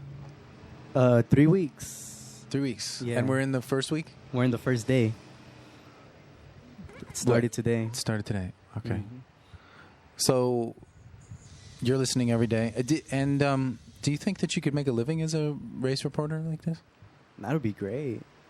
Yeah, it's just a matter of, having someone discover you, I guess. But, yeah, it'll be great, I'm sure Phil Liggett was discovered at one point, right? Yeah, Early on. you have guys like Phil Liggett and Bob Roll. And those but these guys, they've stuck around for like 500 years now, right? Yeah, and, usually race reporters are guys who've done racing in the past. Phil Liggett raced, Bob Roll raced, Todd Gogolski raced. But, there's also guys who, just happen to have great knowledge of the sport and then end up turning into reporters. But, yeah, that's something I would be interested in doing. And it would be a great opportunity to, report professionally in a race such as, if not the Tour de France, smaller stage races. Yeah. We all got to start somewhere. Actually, our own Brad House goes out there and announces a lot of the local races here in the industry, so that'd be somebody to talk to if you're interested in that. He goes out and does certain races that may not be on the same stature, but they have the same energy, if not the same kind of people involved in it on a local level. So it is Bike Talk here on Kill Radio and KPFK on the podcast. Any parting words there, Eric? That pretty much covers it. Once again, tomorrow, Team Time Trial. It's going to be great. It's pretty much going to be a fight between, the Garmin Cervelo team, Radio Shack, and HTC High Road. Thor Hushoff is currently third overall with 6 seconds behind Philippe Gilbert. So, Garmin are really going to try to push it tomorrow in that Team Time Trial to try and get Thor Hushoff in that yellow jersey, not only to, boost his morale because being the world champion, he hasn't had too many results, but also because, he's considering switching teams for the next season because he might not be feeling too happy with that Garmin team. So maybe if he puts that yellow jersey with Garmin, it might help him consider, whether to stay with them or switch on to another team. Well, thank you so much, Eric. Are you going to come? I feel like we should be doing something every day, but I'm not sure how to do that. I guess people can visit your Facebook page? Yeah, I guess. And if not the Facebook page, just look at the Bike Talk group page. I've posted several blogs on there. And like I say, yeah, look for those posts. I will be doing several of those during the next 3-week period about what's going on, the riders' performances, some stages that I feel are necessary to, talk about. And just be on the lookout for those if any of you are interested. Okay, that was Eric Ochoa, race reporter. And now we have... Well, we're at a crossroad here. between last week you said, hey, there's this great band in from that's going to be playing a benefit for the Bike Kitchen. And I said, really? And I went over there and nobody showed up except Chicken Leather and his camera. And do you want to see them playing a bike song right now as we interlude to some more serious things? Well, we'll get to the fun stuff right now, and then I get thought to you said no one showed up. Oh, you mean to watch? Well, we showed up with our camera. Well, was the band there? Yeah, the band was there too. And they played. They're from Bicus. You didn't tell me that. I didn't know. They're that. from Tucson, dude. I got stranded in Tucson, which you think, oh, I get stranded in Tucson. What could possibly be fun with all this heat? Well, it's the idea that they're the square footage of downtown Los Angeles, and they have 6 different bike/shops collectives there, including the biggest one that started out, Bicus, which is now 20 years old. They own their own building, and they were fighting last year. The reason it made some news last year is because they were fighting, I guess, their version of Arizona Trans, who wanted to take their building out to extend the freeway there. The 10 freeway. And if you can imagine any other place to be fine, but this is like bike capital for them. And so they fought it. And in fact, they're touring, and it's their tour is called the Bicycle Built for Tour, TOUR. See the whole theme coming back? Tour de France, Tour de Bike. Okay, so anyway, here's the sounds they make on bicycle instruments from bicycles. And there'll be a brief interlude as we get into this. And it is... Bike Talk. Bike Talk. Here, hold on. I got to turn on the machine. And while we're waiting, I will sing you a little... No, I'm just kidding. And we're awaiting a phone call shortly, so we may cut into this from someone out there, Kat. How long are you guys in town? We leave tomorrow. But We'll be back. we'll be back. We'll be back July 6th through the 9th. Okay. Oh, that's cool. Yeah, in SoCal. We were going to just hang on the beach in San Diego, but we can come here. Oh, that's cool. I'd love to, obviously. But then I won't rely so much on the Bike Kitchen. Is anybody here from the Bike Kitchen? No, that's weird. I'm for the Bike Oven. I tell you. You come to the Bike Oven, man. Yeah. We'll hook your ass up. Biggity bobbity boos. What, you paid people? I'm trying to get the money. They were here for Tucson. Ah. All I can offer them are wrestling masks. And those are pretty cool. They're free. What do you help yourself? My wrestling mask. So, the Hotel Congress, eh? Hey, yeah, we played there. So we're trying to actually get to the song, but they had a little brief kind of So thing. it's just you and them, huh? No, it's actually Vlad. This is Vlad the retailer, and he was really supportive. He went all out to make it a benefit for the Bike Kitchen right next door. I love it. It is a French crank set. Yes. You spotted that from really far away. Oh, yeah. Come on. It's a problematic instrument, honestly. That's not our mics in the studio. Yeah, probably really hard to thread it. Yeah. See, it wouldn't do that if it was in French. So he's playing a guitar made out of a... Okay. Well, the neck is actually a guitar, but it's been mounted to a French crankset, and you can usually tell because of the... it's almost like a triad in the center. It's like three pieces hold it together. It looks like, in War of the Worlds, the Martian eyes. Same deal. It looks like a Martian eye. All right, here we go. Okay. Your house is not on fire. That's the sirens outside here at Kill Radio.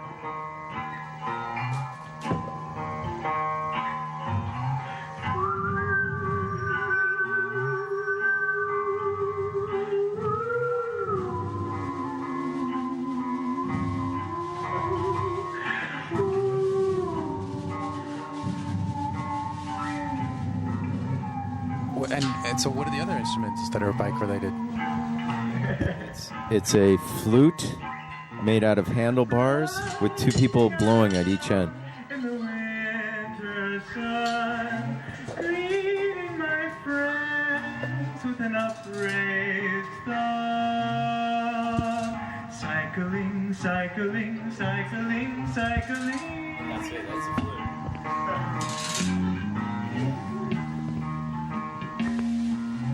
Pedaling down along the boulevard when I'm on my bike. Cycling, cycling, cycling, cycling, cycling.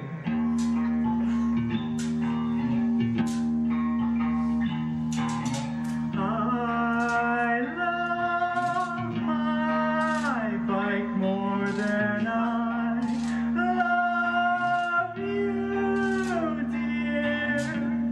Cycling, cycling.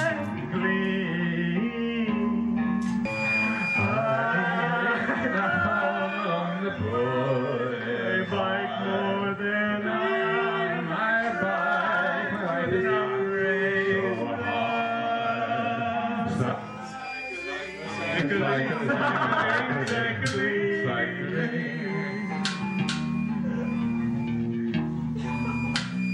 Won't it be so inviting when we take our cycles riding tonight? Won't it be so inviting when we take our cycles riding tonight?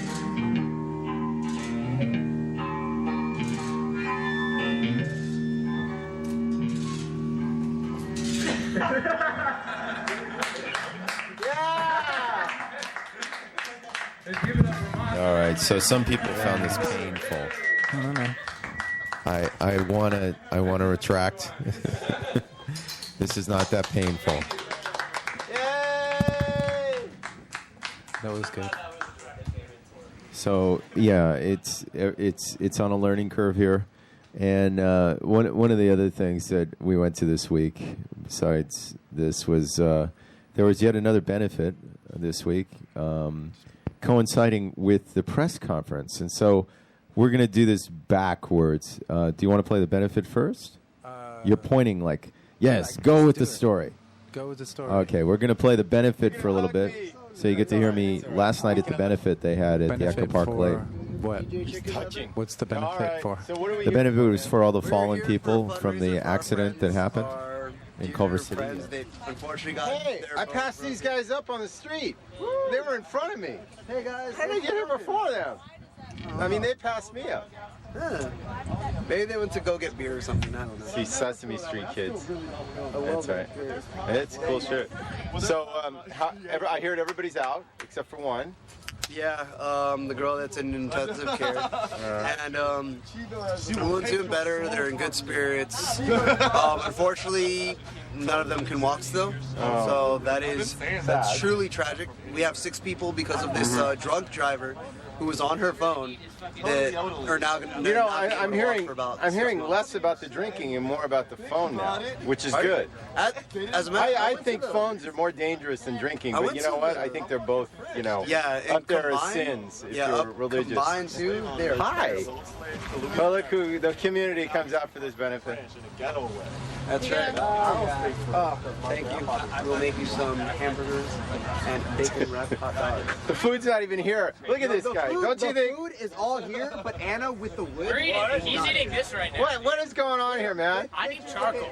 I think we cook him instead. Dude, we just passed the lady. Cannibalism. Look at this, man. Your carbon footprint is just like ridiculous. Okay, so hey, that was so you too. They're eating and stuff. So you're going to say that this is for this is a benefit for the Culver City ride, the K-Town ride?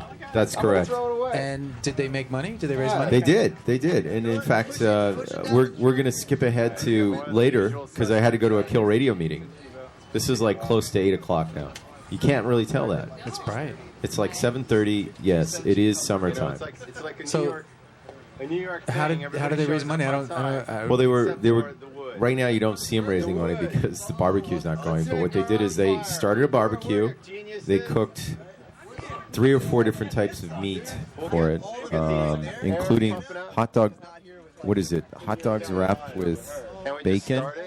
You're looking at me like you know this. Apparently, they do this at some high-end kind of cuisine places like Farmers Market and stuff. But everybody came out, and literally, if people don't show up for stuff, you never see them wait. We're talking about everything here from the political climate to to things. Look at that, little kids. I mean, it looked like we were doing this, but we got to a point where we were really getting bored, and so Noah asked me a question about his bike. Here we go. Being a serious bike pedophile. You were asking me a question today. So this morning, I woke up. First of all, hi, my name's Chicken Leather, and your name is? My name is Noah. And Noah's got a question here. It's a tech question. I woke up this morning, I had a flat. I went to go change my flat, and I couldn't even pump air into it. I just put my spare tube on, and I'm checking out my old tube that doesn't work anymore. Which is always good, because everybody, you want to know why it punctured. Whether it's a pinch or glass or whatever, and then all of a sudden I hear a squishing sound, it sounds like there's water or something inside of it. Now I'm going to ask you a question. Did it have green water inside? Was it green? It was like viscous? Yeah, viscous. I'll say it was a viscous liquid. Sometimes if it's green, somebody's put what they call that slime in there, which was a quick fix in the 80s. A lot of mountain bike guys used to throw it in really quick and get back on the road. And it's a good quick fix, but what it does is it'll fill in some of like little punctures, but you really should get to it and I personally like to put a real kind of vulcanizing kind of steel.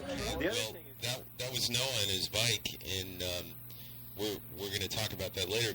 But right now, this is Cat. Navy. and Kat, you actually were at the press conference that they talked about earlier. Yes, I was. Actually, X-Ray was talking about how he went to it and didn't find it very, very informative. He thought that it sort of harped too much on police in action and should have harped more on just safety for everything. But, I agree with him completely. Yeah.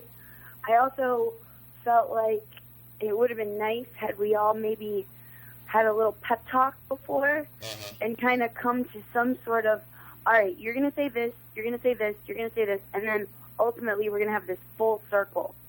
Oh, cool. And you could have all sang together, like, all we are saying.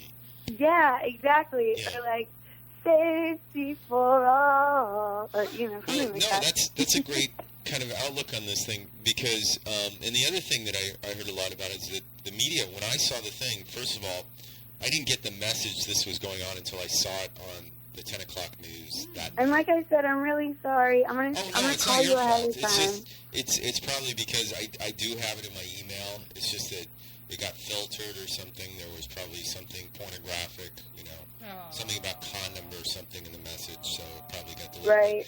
I digress. The media gave it 15 seconds, as I think Joe Linton said. He says, we're only going to give 15 seconds. They're going to go to old footage, and then that'll be it. They'll talk about cars, which is exactly what they did. They talked about that.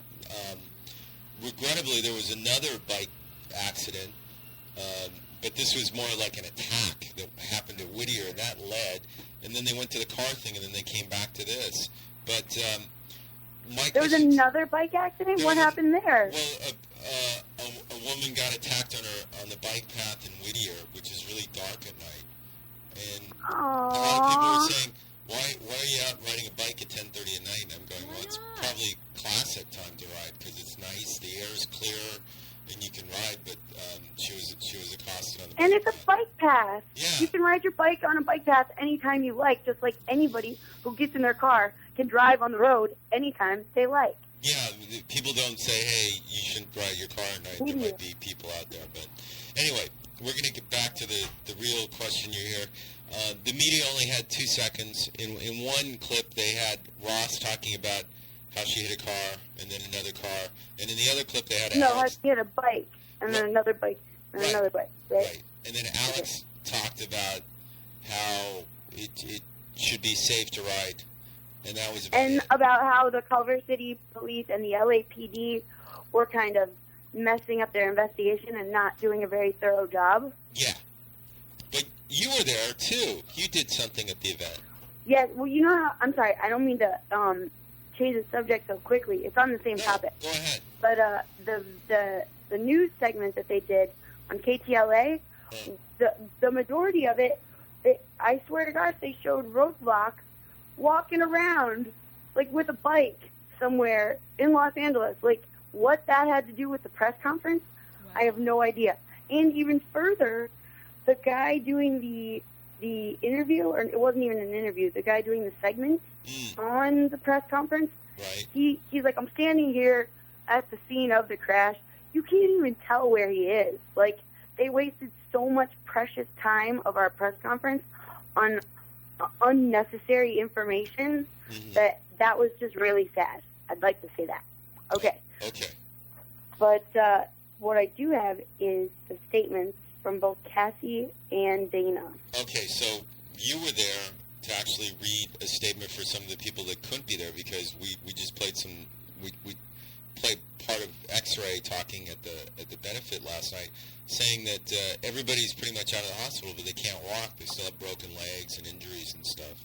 And in fact, the reporter stated that there was only one person there from the accident. Like, only one of them showed up or something to the press conference. It's like, hold on, the rest of them are still recuperating. So right, you ran them over with your car and 60 miles an hour. You want them all to get up and walk there? You were their voice. Yes, I was. So that being said, we didn't get there for the press conference, but you're here now and you're going to read this for us, right? Yes. You ready? Well, yeah, we're ready, Kat. Go ahead. Okay. This first one is from Cassie. Okay. As an aspiring ecologist, I sold my car a year ago. Changing my life to help our planet was easy, and I benefited by becoming a cyclist. I love every minute I spend on my bicycle, even though there are challenges with riding in Los Angeles daily because of some motorists' inane distaste for cyclists. Group rides are one of the best ways cyclists can avoid issues with traffic. Our group was not ready to leave yet, and I didn't even have my helmet on, which exacerbated the head injuries I received. The accident has implicitly injured me, left me incapable of supporting myself, and destroyed my ability to transport myself. I am saddened that by supporting the most environmentally friendly option, I eventually met devastation because of the accident. My only wish is that cyclists will be supported in their choices and given the ability to avoid becoming victims to horrifying accidents by the drivers of vehicles. And it was kind of funny because when I read that first one, you could see Roadblock in the background going, oh no, because he heard me mention something about helmets. And throughout this whole thing, he's been sort of like, come on, guys, this accident wasn't our fault. We need not draw attention to ourselves in any way. I'm sure you could probably see that on the news segment. Yeah. Okay, the second one is from Dana. Okay. The incident that occurred on June 16th was a serious tragedy for me and all involved. It drastically changed the course of my further studies at UCLA and a position I had with the Los Angeles Film Festival, and will consequently affect me throughout the rest of my life. In light of everything that has happened, my only wish is that for justice for all the victims, and that the sadness of this event is transformed into something positive. I hope the roadways become safer and drivers become more conscious of cyclists as vehicles on the road. Wow, that's fantastic. I know Dana's been busy writing too to all the people that have been helping around here. We had a benefit also at the Bike Oven, not last night Friday, but a week from last night, where we set up a massage table for anybody that was injured, and I know a lot of people came out for that. And she wrote us a nice little. She dropped us a postcard. And, yay! Yeah, I got a postcard too. Yeah, she loves us. So it's kind of cool to see that she's still working out there and stuff. And I got to be honest. I love getting mail. You know, Me too. Email is cool, but real mail is kind of fantastic. Too. Yeah, I totally agree. So one last question. I left not totally early, but kind of early to burn this DVD so I could be ready for the show today. You guys kept on going on a ride last night.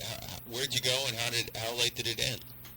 Well, I am actually the wrong person to ask. You're going to have to call X-Ray back. I did that race last night. So I stuck around until everybody started to ride off, and then Noah and I just came home. So how did the race go? the race went awesome. Tell us about it. It was the Grand Prix race. It was at the corner of Hope and a street name I cannot pronounce.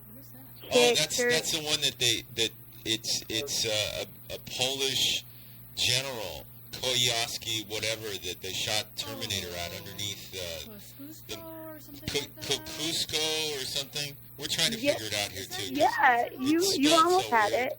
Yeah. It's the place where all the messengers meet when they're not delivering their packages and whatnot. Right. It's called the Wall. Okay. And Noah said it's called the Ghetto. Nuh-uh, it was nice there. Yeah. It wasn't on Wall Street. It was. It's just, the area is called the Wall, and that wasn't me. You started the race there. So the ride started there. And it was just like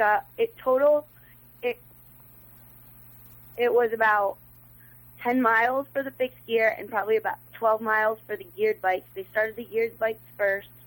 The geared bikes did their run. It was like laps of 4. You had to do 4 laps around. You went down Flower, and then a right up third, and then a right up Figueroa, a right down second, a right down Hill, and then a right down third, and then a right back up Flower.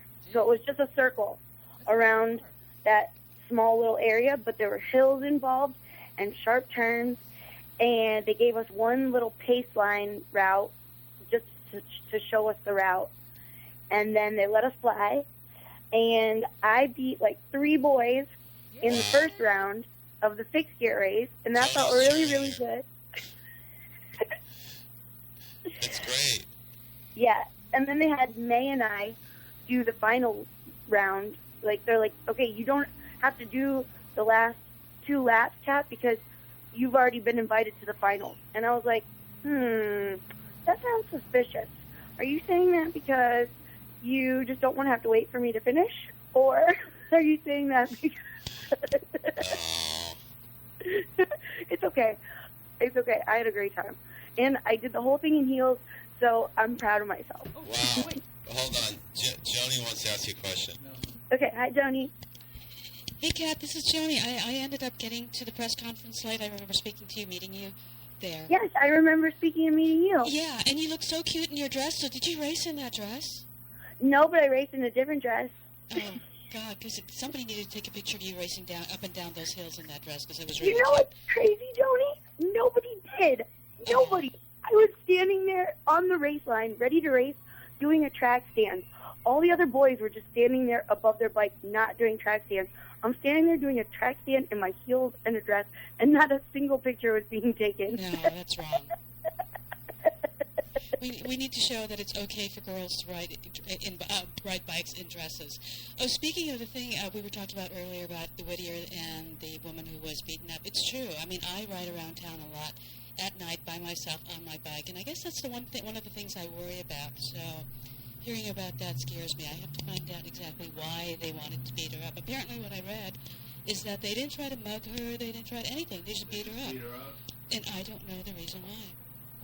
Yeah, that's really weird. Scary thing. But anyway, it was That's nice hearing super from... scary. Go ahead. I think about stuff like that when I'm on my bike and I'm dressed up. I think, I'm really lucky that I've avoided any kind of situation like that before. And what would I do if I was put in that position? Like, I do have, in my heels, I have weapons, You could pull off your heels and whack them in the head with your stilettos or something? Or, yeah, and I have my U-lock, but I mean, like, I wouldn't say that I'm a professional kicker, but I have a nice hard kick from all that cycling I do. And I just I make sure I keep focused on the idea that, if someone comes at me, leg up fast. Yeah, you must have pretty strong legs if you can climb up and down those hills, because I'm a hill wuss. I'd rather go downhill than uphill. Yeah, me too. I prefer going downhill than uphill, but I'm okay at hills. I just did San Francisco to LA, so I've got hills in my back pocket. Wow. I'm going to pass the phone back on to Nick, who looks like you're doing a great job. No. Johnny, you're doing awesome, but I feel like I'm taking up all you guys' time. You can get going if you have to. Wait. One more comment about female on bike in dress in heels. I actually was telling Nick earlier that I went to a 4th of July party, a sort of like premature 4th of July party last night in Altadena, and I was biking around in a sundress and heels. And Beautiful. And I was with a friend, and I show up at the party, and, you know, they all know he bikes. And so he says, oh, you came by bike. So how did Joni come with you? I said, I bike too. And they looked at me and said, you mean you biked here in a dress and heels? I said, sure, why not? I do it all the time. I got here. Yeah. And they were saying, wow, cool. She's biking here. She looks hot. She's on a bike. And then we left at midnight. She said, you're biking home in a dress at midnight. I said, why not? And we did. And we biked to the metro, to the Gold Line station and went home. Heck yeah. And it feels good, right? It feels so good to show up in what you wanted to be wearing for the party, you know? Why do I have to put on the spandex? Why do I have to put on whatever? I mean, I'm going to wear what I'm wearing because it's, you know, the way to get around town. Right. That's so awesome, Joni. I can't wait to see you on a bike in heels and a dress. It's summertime. It'll happen a lot. Yeah. Okay. Hey, I have a question. When is the benefit that Nick was telling me about? Let me pass the phone back to Nick. Okay, thank you. Yeah, well, actually, I'm going away for a month, so I don't want to have it until after I get back. But Oh, okay. Postpone? yeah, postpone. Okay, all right. Keep me posted. Okay, and keep doing bike talks. Okay, yay! Where We can you need to listen? interview you guys. Yeah. Where can you listen to bike talks? At http:// bike talks with an S .tv. Cool. And even easier if you want to just go to Ustream and type in Bike Talks with Cat and Cool Ass Mike. That works too. Thank you guys. Thank you, Kat. And have a great day. Keep it up. Okay, you too. Bye. Bye. Wow, that's perfect timing because it's exactly 12. Wow. So, fantastic thing. And for those of you that turned in soon, that was Catnip reading a statement from Dana about the accident that they sustained. And we're going to have more of the bike benefit last night. But one last thing we wanted to do, they were cooking there. I haven't got to the part where they were cooking, but I wanted to show you what they were cooking because that leads into the mom riders showed up. They were doing those wraps, but later on, they were doing. I think I stopped it like an idiot. They were doing something that only can be described as funness, oneness, and fantastic kind of things to bring together the community. That's right. They had more pancakes like they did last time. And here we go. I brought the pancakes in for you. It is Kill Radio. It's also kpfk.org and on the podcast. livebiketalk@gmail.com. And this will play us out. I hope.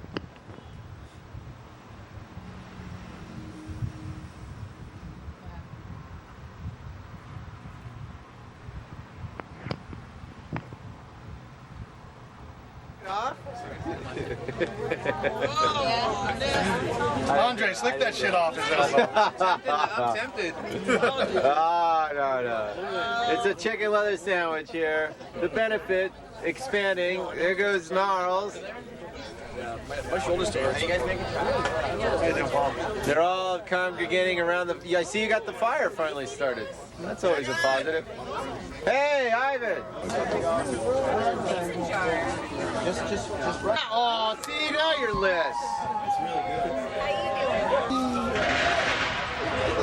Who's shooting? Dude, the guy down the street from us has been having fun with fireworks all week. Well, they can buy them now. Yeah, well, every night for like half an hour. So going crazy with them. Absolutely. Yeah, you still can't get the good ones, though. You gotta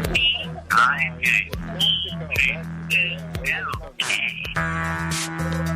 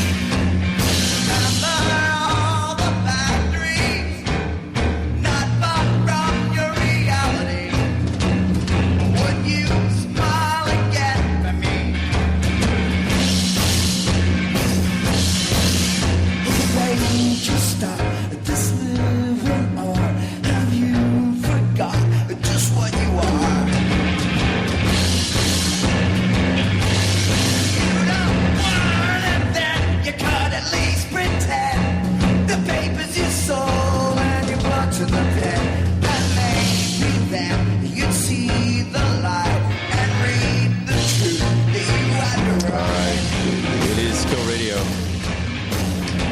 DJ Chicken Leather still here.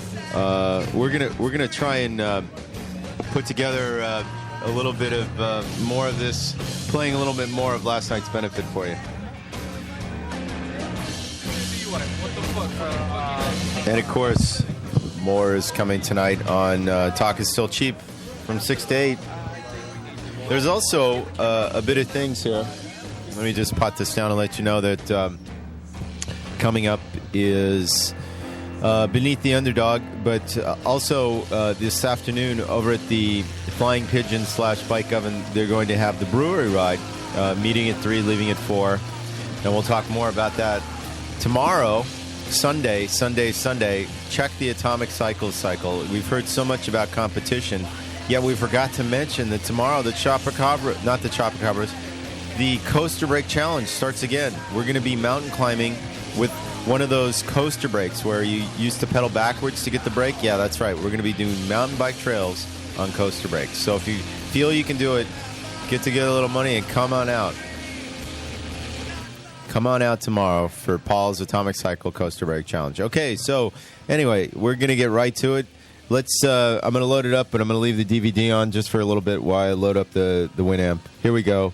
More from last night's benefit. Oh, and also they're going to be doing a car wash, so listen up for that. At least a pound or two? I'm a fat ass, plus my bike is a fucking 50-year-old fat ass, plus all the shit I carry, just in case that I get broken down 80 miles away from home. You know? I can fix anything on my bike if I'm stuck anywhere. Absolutely. Even brakes and derailleurs. Oh my God. I snap a cable, I'm set though. Oh, look at, as I have this camera, we're going to turn up. Little ones are coming in now. Yay! More heroes! Oh my God! Yet another crew is running in for the benefit. Hey, is that the beer run ride? Yeah, you know, in the dark, everybody looks like a pixie kid. Here, wait a second. I'm a pixie kid now. My friend also, it's a chipster. Hey, you know, I just found out today, my Friendster account got wiped out. That's not fair. No black Hey. I told Allie, I went to your house too. Oh yeah? You're chilling outside your house? Playing with the dogs and shit for a good minute? I was riding around with, I was actually with Jonah, I was talking about. Yeah, I went to Jonah's house like around 8:15 or something. Well, and I went to her house, I showered real quick, got ready, and then I took off. I gotta pull this one.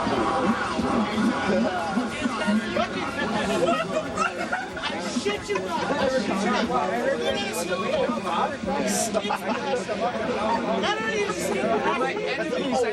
I'm on parole, man. No, you're not. Here, let me get the bike.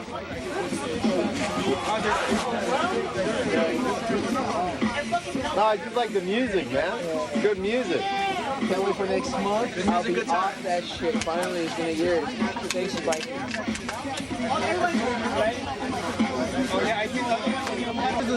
I'm just shooting the bikes, man. I'm just worried about the dialogue. Oh, no. We don't use the dialogue. But it's fucking... Here. Okay.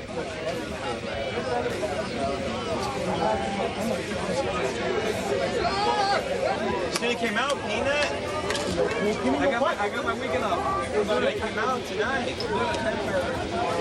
We're in Santa Barbara tomorrow. There's only 5 of us. The bar race a little bit, and I got more mates. 60 people? Yeah. You bested 50 to 60 people? No. Wow. No. I made them do their best because they were racing a girl in heels. Oh, wow. They were like, I gotta go faster than this girl in heels. Anyone else? Does anyone else want any grilled cheese or hot dogs? I want to have pancakes. Tell Anna before she leaves. Tell Anna before she leaves. Awesome. How are you? And the fire is back up. How's that song go? Don't do with the fire.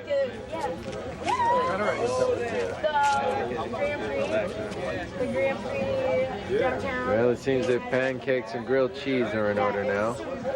Getting towards the end of the night here at the lake, but the benefit slash weenie roast slash whatever you want to eat tonight is going into the night, raising some money for our fallen comrades. And there was only one other girl. She quit. But I still won. Then it doesn't matter. Whoa, whoa, the other girl quit? Yes. Oh my She God. quit because her fixed gear bicycle was too heavy. It was someone else's. Well, I would have said the same thing. Yeah. She just got really intimidated of the heels, I think. That's what I think. Awesome. Do you know Jeff? Chicken Leather? Deaf? Yeah, Jeff. Jeff. Dev or Deaf? Jeff. Jeff. Nice to meet you, Jeff. Yeah. Chicken leather. Chicken Leather. Pleasure. Pleasure. Do you go out for those Thursday night rides? Do you? I catch myself. Ah, very nice. Oh, wait a second. She's like doing a chicken here. I'm doing a cheer. Yes, do a cheer. Yes, off you go. Ooh, which is meeting up with the Can You See Me Now ride. Matt Reyes came up with that idea, and we're basically going to have lights galore. Oh! And it's all about being seen by cars. Absolutely. And other big metal things that can run us over. And get away with it. Yeah. Well, you know, visible. It's all about being visible. Very visible. Oh, it seems like they're moving out the wood.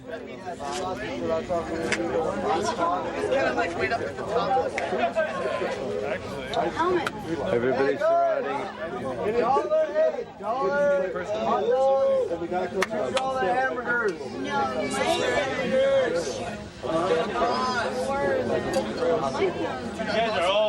Dollar grilled cheese. Sign the petition if you haven't. Dollar hot dogs. Noah's going around with a petition. Petition. If you haven't signed it, sign it.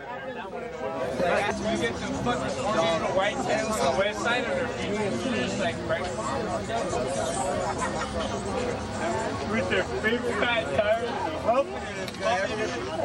right? Remember that? Bacon hot dogs. So 3 hot dogs. Hi, everybody.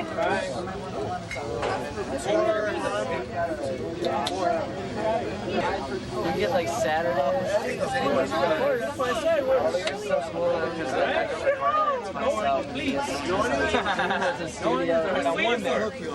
I won at least then. Hold on, I fucking hate this fire, but I might put some. Nah, I'm not. It's right. Hold on, I'm gonna sanitize my hands so that way I don't. Well, of course you are. Right? Yes, of course you're going to sanitize your hands. Next time we'll invest in some gloves. Yeah, God forbid I want to eat your sweaty hand sweat or whatever. I don't like Yuri grip sweat.